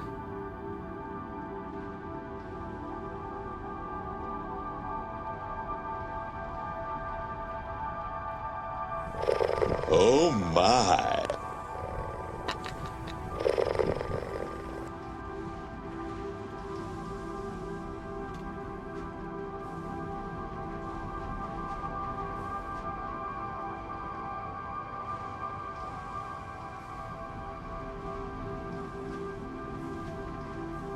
Okay. Grab a couple of parts, finish making pasta. So at this point, what we need to do, as Cat and Bose would say, if you like it, you should put a pin on it. In this case, we need to collect up our actual pasta and send it to the train as soon as the autosave will let us. And then what I'm probably going to do is I'm just going to let this run. Probably just leave it on in the background. Let it do its thing until it fills up a full 1,000. Send it off into space. And then, you know, we've basically completed this. Yeah, completed. Imagine me saying that with air quotes. This playthrough. It's obviously not completed. There's a whole bunch of factories I didn't get around to building. But,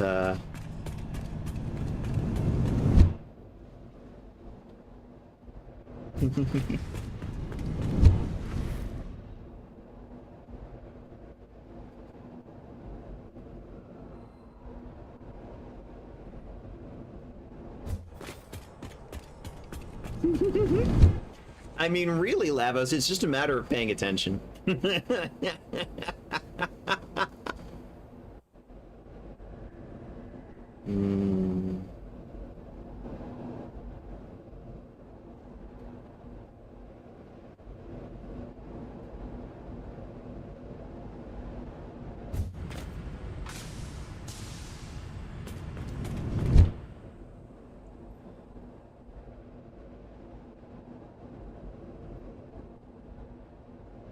Current setup can make 6 per minute, which is 166 minutes.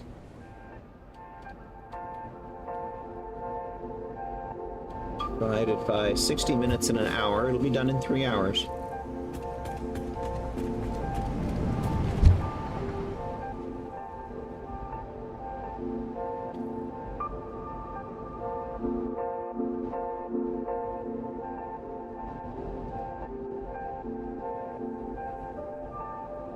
That feeling, that very, very positive feeling when it's like I see two friends from completely different friends groups getting along. This is good feeling. I like. Please continue.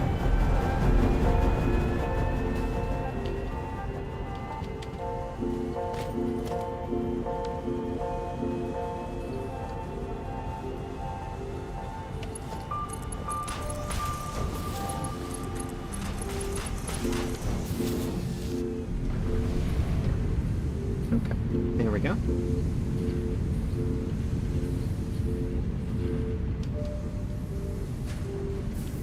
Why are you yellow?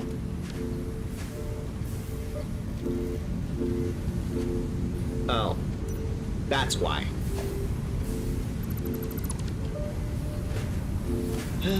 We're painting the roses red. We're painting the roses red.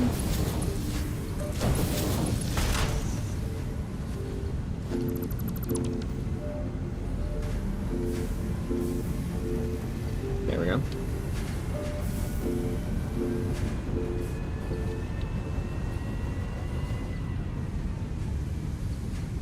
Now I just need the foundries to make more.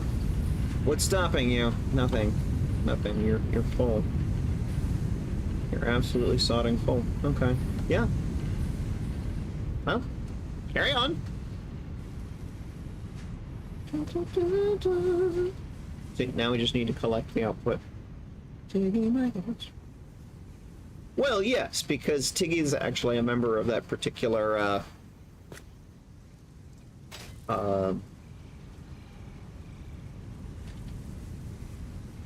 I've lost the word. Polycule! Polycule. She's a member of that polycule.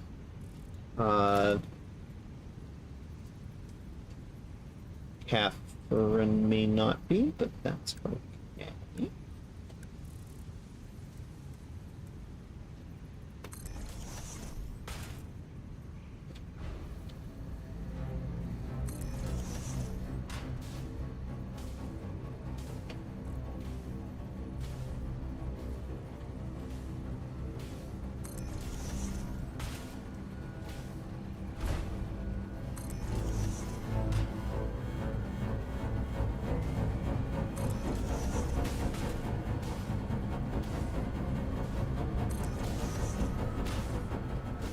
Oh, I actually didn't need that one. I love that noise.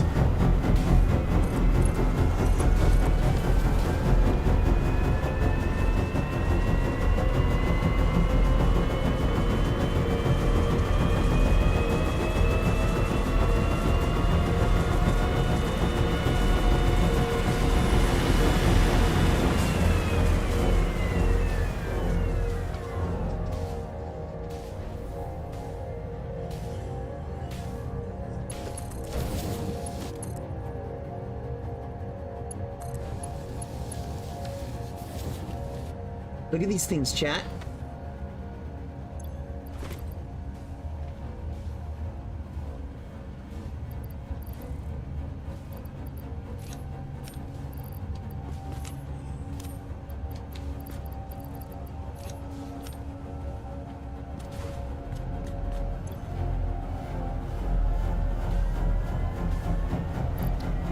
I think one of them may have fallen through the foundation. That's fine. Look at that. He's so cool. Oh, nope, all three of them are there. Good.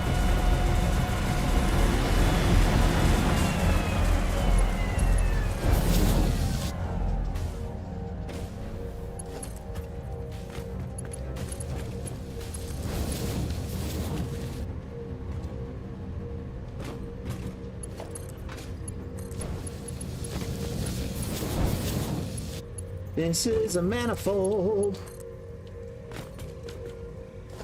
But instead of distributing, we're collecting. Okay. There we go. Now I'm going to punch a hole down. I'm going to take it to the drain. We either need to go below the train or above it. Ooh, giant pit.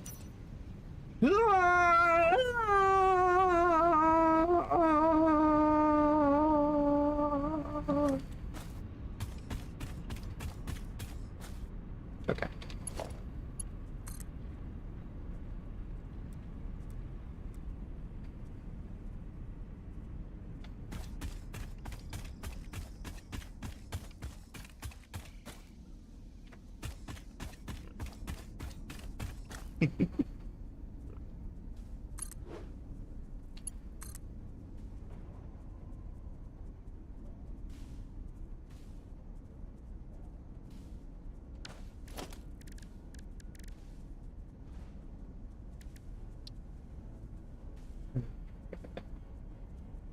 Why does it insist on doing it at a weird angle? That's weird.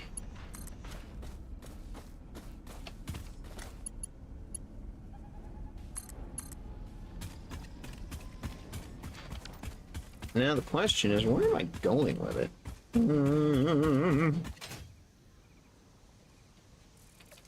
Going up.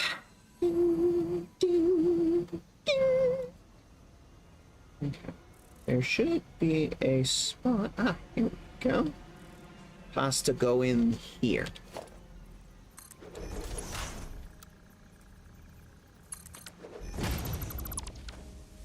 Little inbox.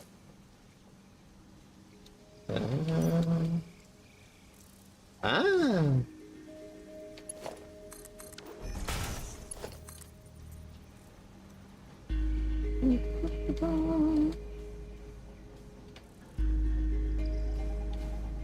Oops.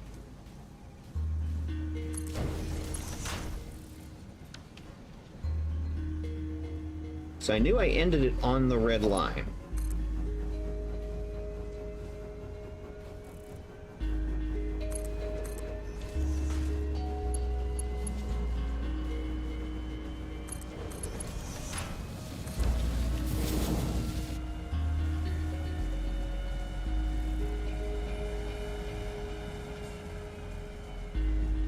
Nothing?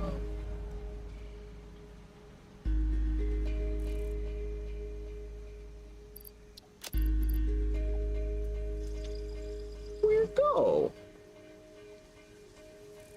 Oh.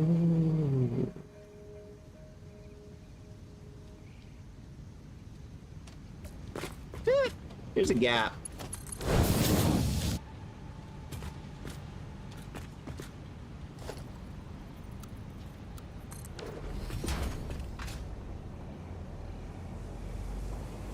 And here comes the train. Look, there's 30 in there. Yeah, what, 3% of the total?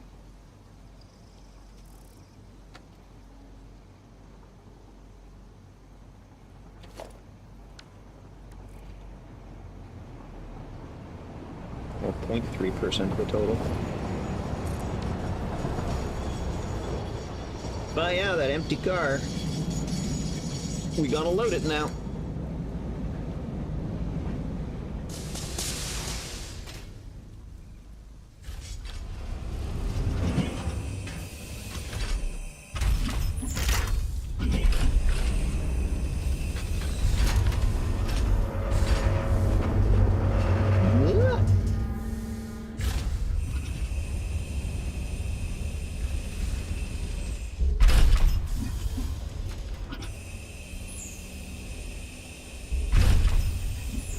Box. Has 30 in it. Let's ride the train back. And that's as far as I'm going to go with this playthrough. Sure, there's a lot of other things that we could build if we had more time. This particular factory, I'd hook up like nuclear power and a whole bunch of nuclear reactors. Both making fuel rods, making power, and then recycling the waste. I'd also make like nuclear nobelisks. I'd build a modular reactor, which is fusion power and it has no waste product. But for whatever reason it has deuterium that's radioactive. Anyway, the Blue Crater factory, which, you know, and as the name suggests, is in the Blue Crater. It's a turbo fuel power plant with 128 fuel jennies. Not gonna have enough time. That's gonna take a lot of time to build, and it's just not gonna have enough time. Actually, looking at the little to-do list on the right-hand side of the screen,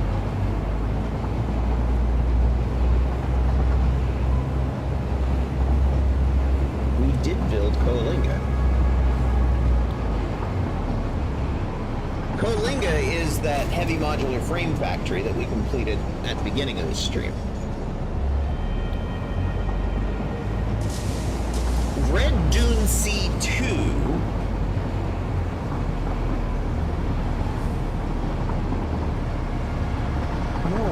why would a airship be it's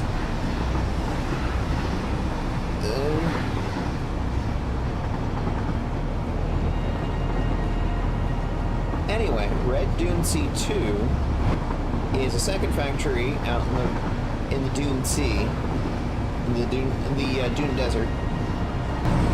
I call it the Red Dune Sea because it's red, and I like the Star Wars reference, but anyway.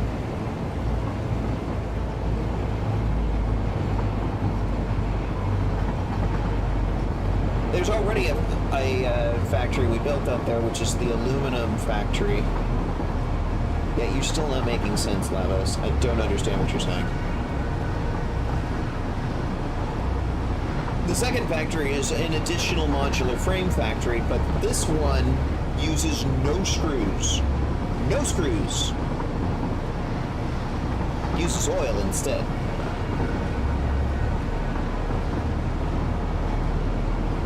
Probably not going to be an issue on this playthrough because we're just not using modular frames that much. Although it's not like I need to have a lack of something to build a factory. One of the things I discovered very early on playing this game is sometimes you build a factory for the fucking hell of it.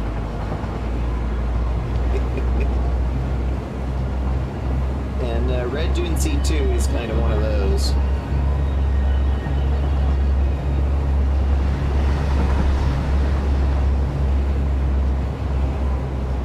Finish the solar roof. I'm not going to have enough time to finish that. I got maybe a third of it done. The Icarus factory. Although calling it a factory is a bit of a stretch.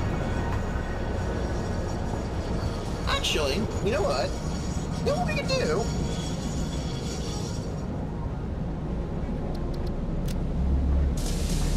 Let's save.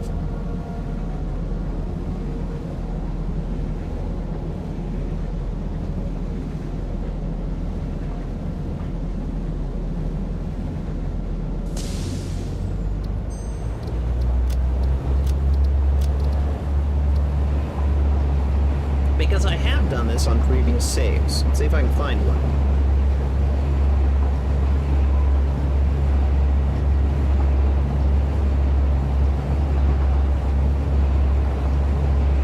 Game is very confused.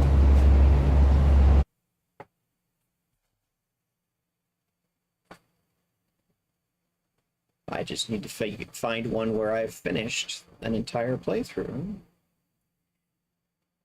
Probably after we're done here, I'm probably, after I finish this particular pasta, I'm probably going to take all of these save games and I'm going to take the whole folder and I'm just going to archive it. Put it under a big file that's like early access. Because honestly, I've got way too many previous saves.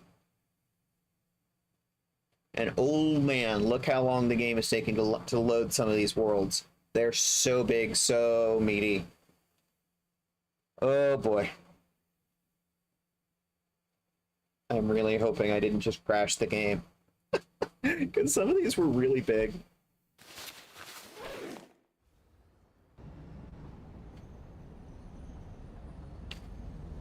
Yeah.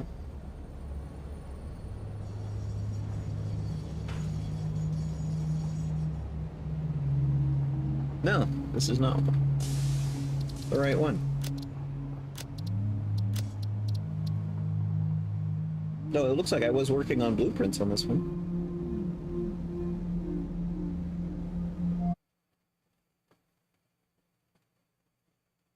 No, I don't think we ever did get Art of Gentle Fang. May she rest in peace.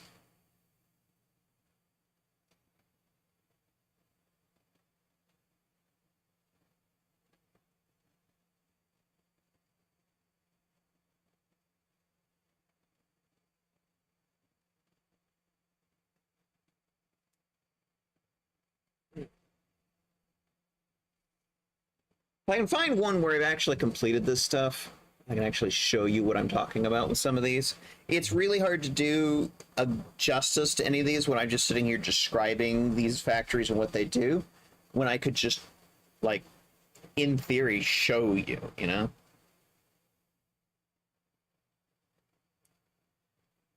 Lord, these are really big saves. With, you know, hundreds and hundreds of hours.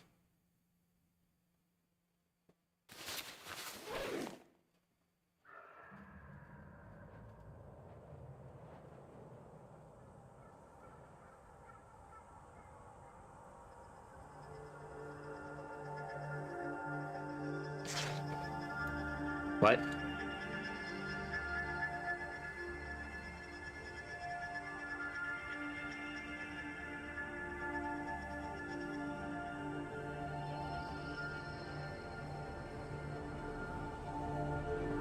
It clearly, the save file got the positional data slightly wrong. Or it saved the position as being in the tube, but the tube's like, you can't be stationary in the tube. So it just like saved my location outside the tube? Whatever. Ah, you can see in the distance the solar roof is done. Yes, this playthrough was actually finished. It's just the roof is covered in solar panels. 50 gigawatts of power up there, all solar. Completely renewable. But that's not what we're here for.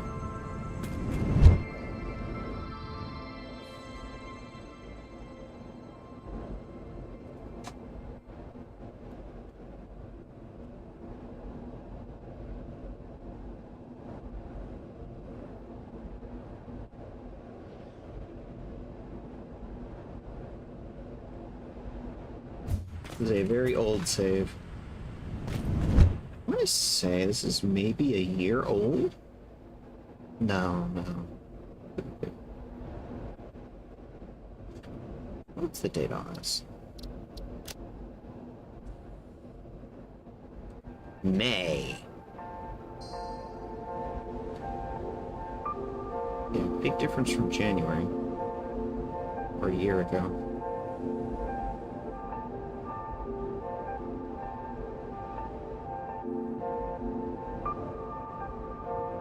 It's back to May. Okay. Let's go out to the finished nuclear power plant. This will make Cat and Bose happy.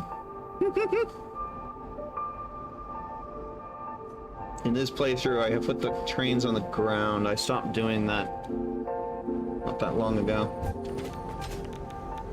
Here we go. The nuclear pasta line is smaller. I scaled it up in the current one by like 50%.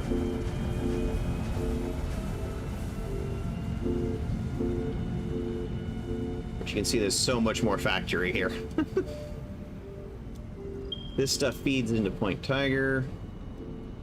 Over there is nuclear nobelisks. If we come down here, this manufactures nuclear fuel rods. You know, from uranium. Fun fact, uranium isn't actually green.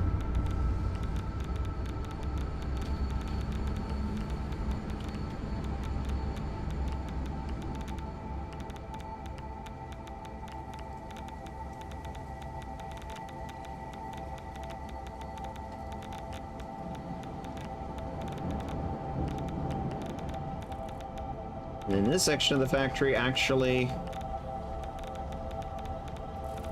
recycles the uranium waste.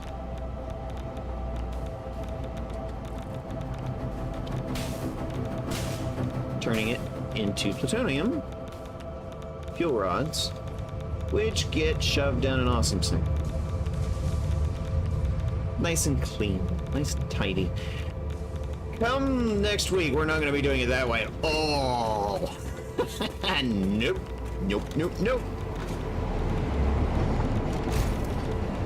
Next week, we're actually going to then put the plutonium fuel rods back in the reactor, get plutonium waste out, and then turn the plutonium waste into fixonium fuel rods, which we will then burn for power, and there is no waste product.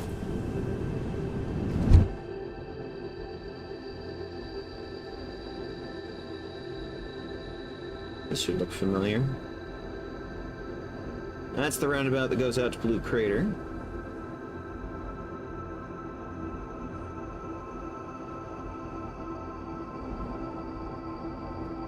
This is the factory that I called Point Tiger. Sometimes also called the Titan Forest Power Plant.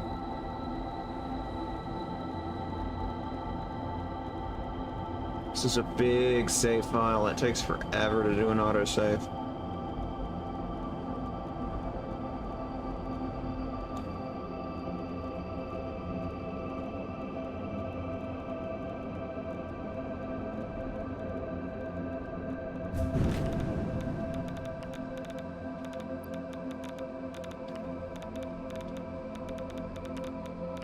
Oh, look! It's a bin full of uranium.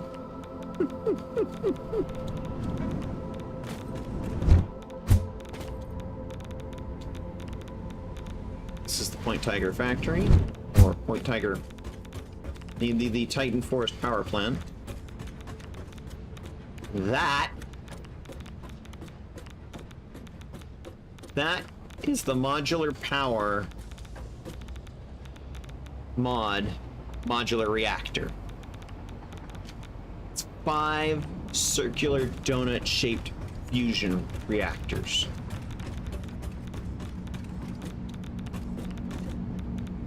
There's no waste product, but you do have to manufacture the fuel cells, which are those things. And you can recycle the empty casings.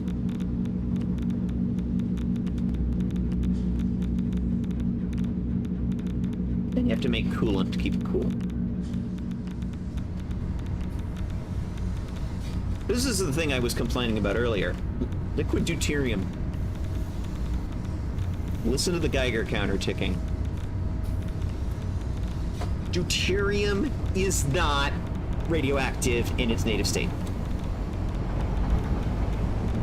At least not for more than 1/10 of a second. It's a light element. It's basically heavy water. Science brain, no light. Anyway. Let's go show you, before we completely run out of time here, the Icarus facility.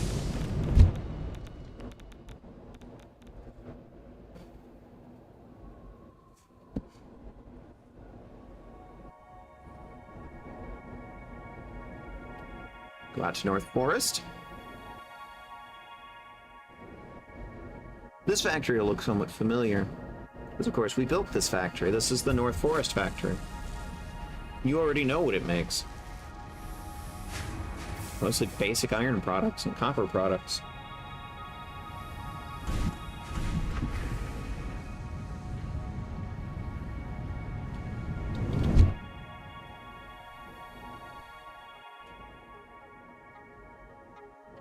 The game is chugging, trying to keep up with the moving through the zones.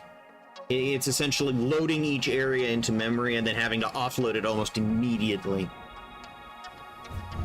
The game sectioning system will be much improved when they have the lighter weight version of the game next week. Spire Coast Manufacturing and Distribution Mega Complex. Caution, this equipment starts and stops automatically.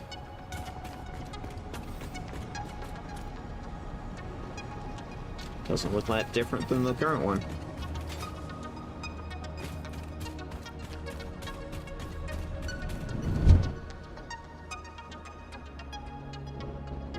Now, let's see.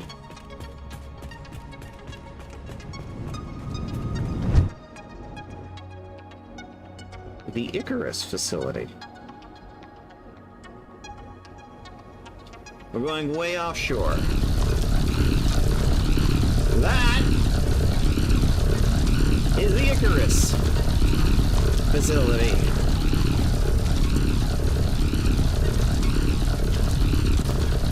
Hearing protection is required.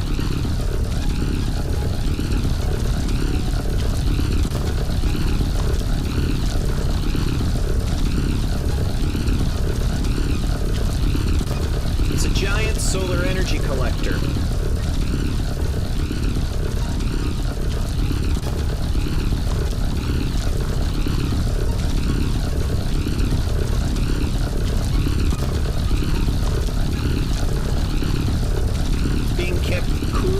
Melting down by being fed water at a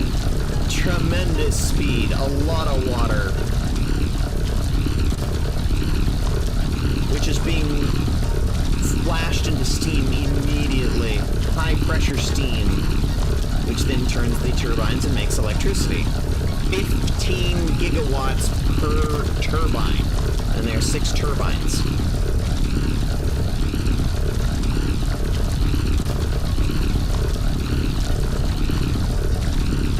But I mean, this is what modular power, or what refined power does. 15 gigawatts, 90 gigawatts. I mean, this is what refined power as a mod does. Different ways of generating power. Eat your heart out, Marjorie Taylor Greene. The joke's on you. This thing is not shooting the laser. The laser's being shot our way by a cluster of satellites around the star. And this thing is just a giant receiver.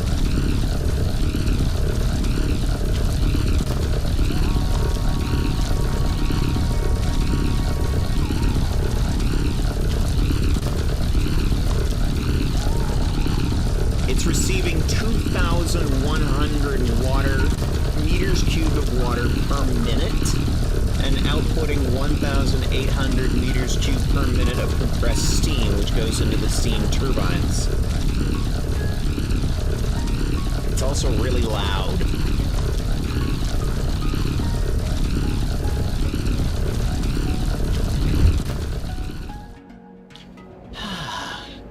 That is a sound that does not agree with my autism.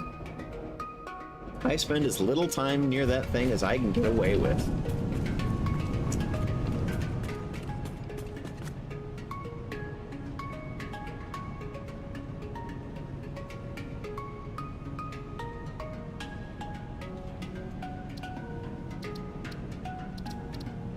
So yeah, it's a just a little quick whirlwind tour of some of the factories we didn't get around to building.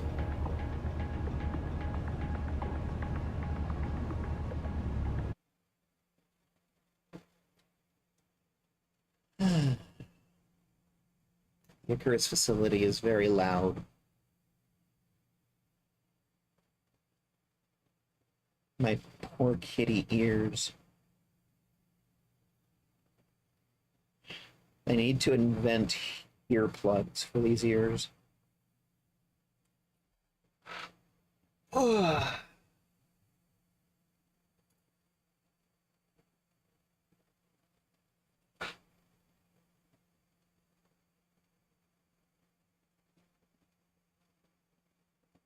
So yeah, that's season 1. Satisfactory, heavily modded. Season 1 for update 8.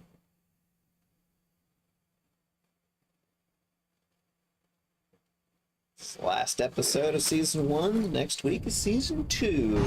As we go into Satisfactory 1.0. Things are going to be very different. I don't know everything that's different because I haven't played it yet. Believe me, I'm going to be having a private save where I, experiment with things. But we'll be doing some of it on stream too.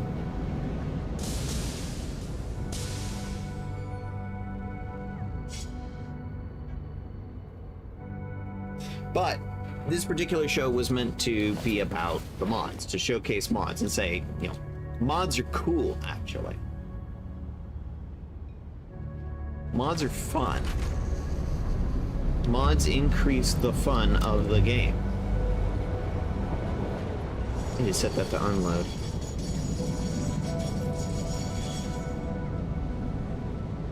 Gentle fan character Doorwash would be really cool too. Start with a char. But you need to put some wings on her. You need to get some good moth wings to put on her.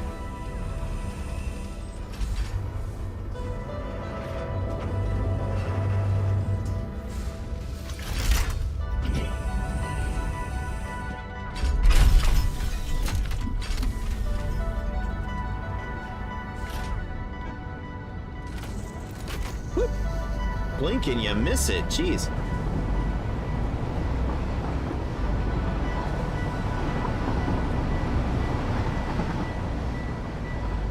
watch the counter on the right, it's going to suddenly jump up by like 30.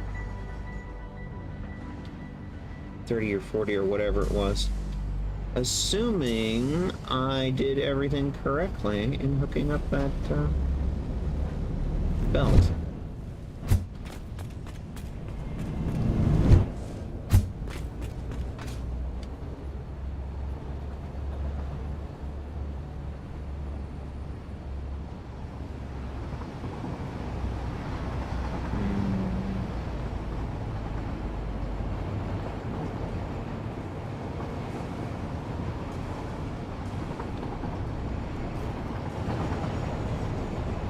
Oh, it just jumped up to 30. Yep. So yeah, we're making pasta, which is what we made that heavy modular frame factory for in the first place.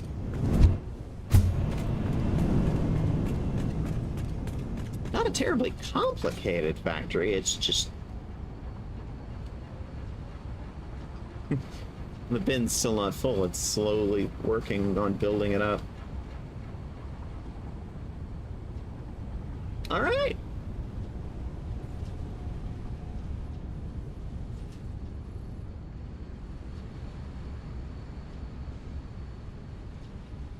Generally, I'm terrible at wrapping things up. So here's what I'm going to do. I'm going to head out to the pasta kitchen. That's what I like to call it. Then we'll start looking for somebody to raid.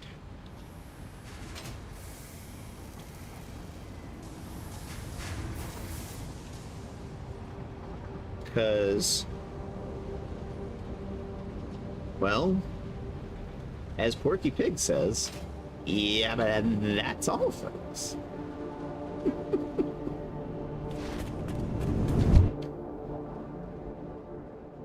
Or at least all we're going to get to in this save. We just don't have enough time to do a lot of other stuff. The other factors that I showed you in the older save. But we should get to them in the 1.0 save, but there's going to be new problems, new issues. Some of the stuff in the unlock tree is going to be in different places, which is going to present its own set of challenges.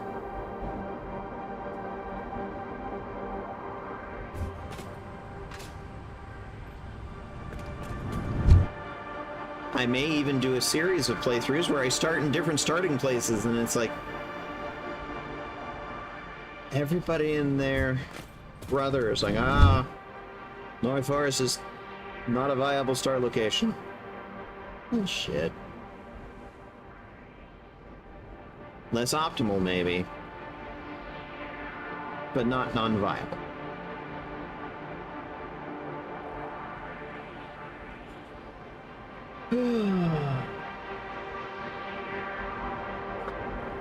Cat. It's Char with 2 R's.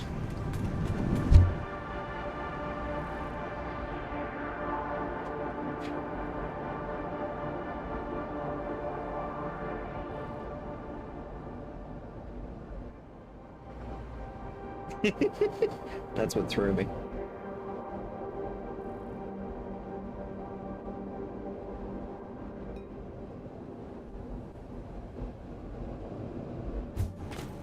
But you can sort of see from this base, it's like where, you know, the nuclear power plant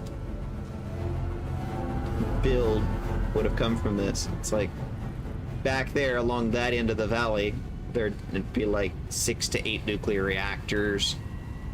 Be a line of blenders here. Yeah, just not enough time this week.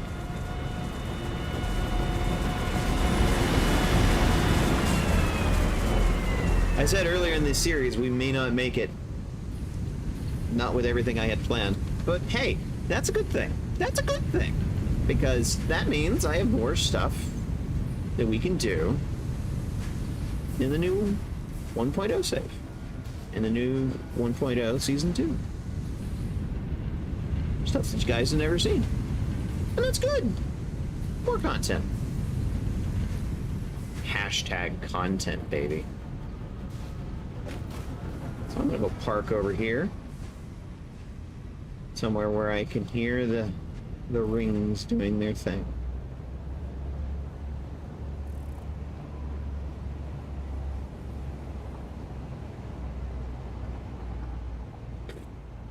I come over here to listen and they all shut down. Oh, because they're all waiting on copper powder.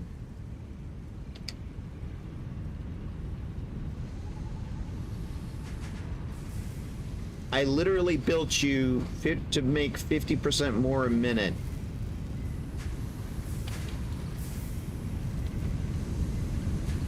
Clearly, it just wasn't enough.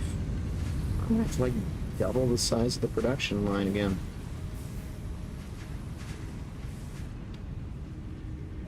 Clearly.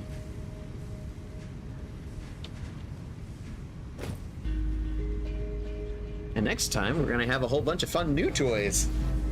Quantum nonsense.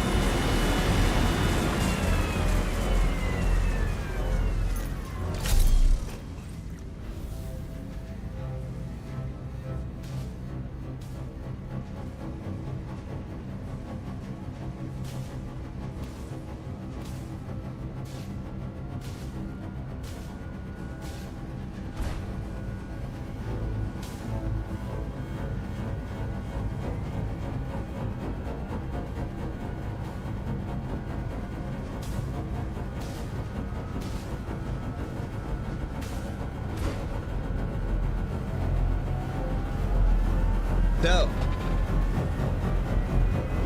let's see.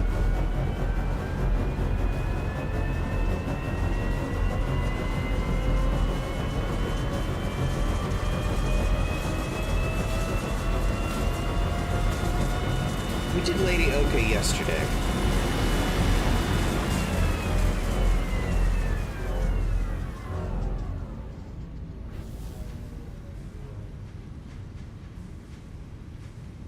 Let's do somebody queer today.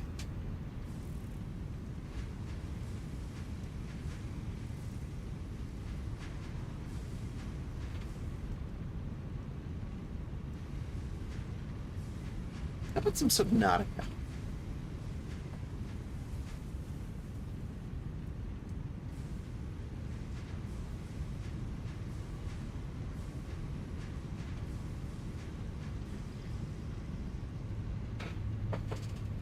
Everybody have a great week. I hope everybody takes some time. The ocean is pretty gay. I agree. So is the person who's traveling around in the ocean that we're going to go visit. Make sure to treat them well. He's a good little cat.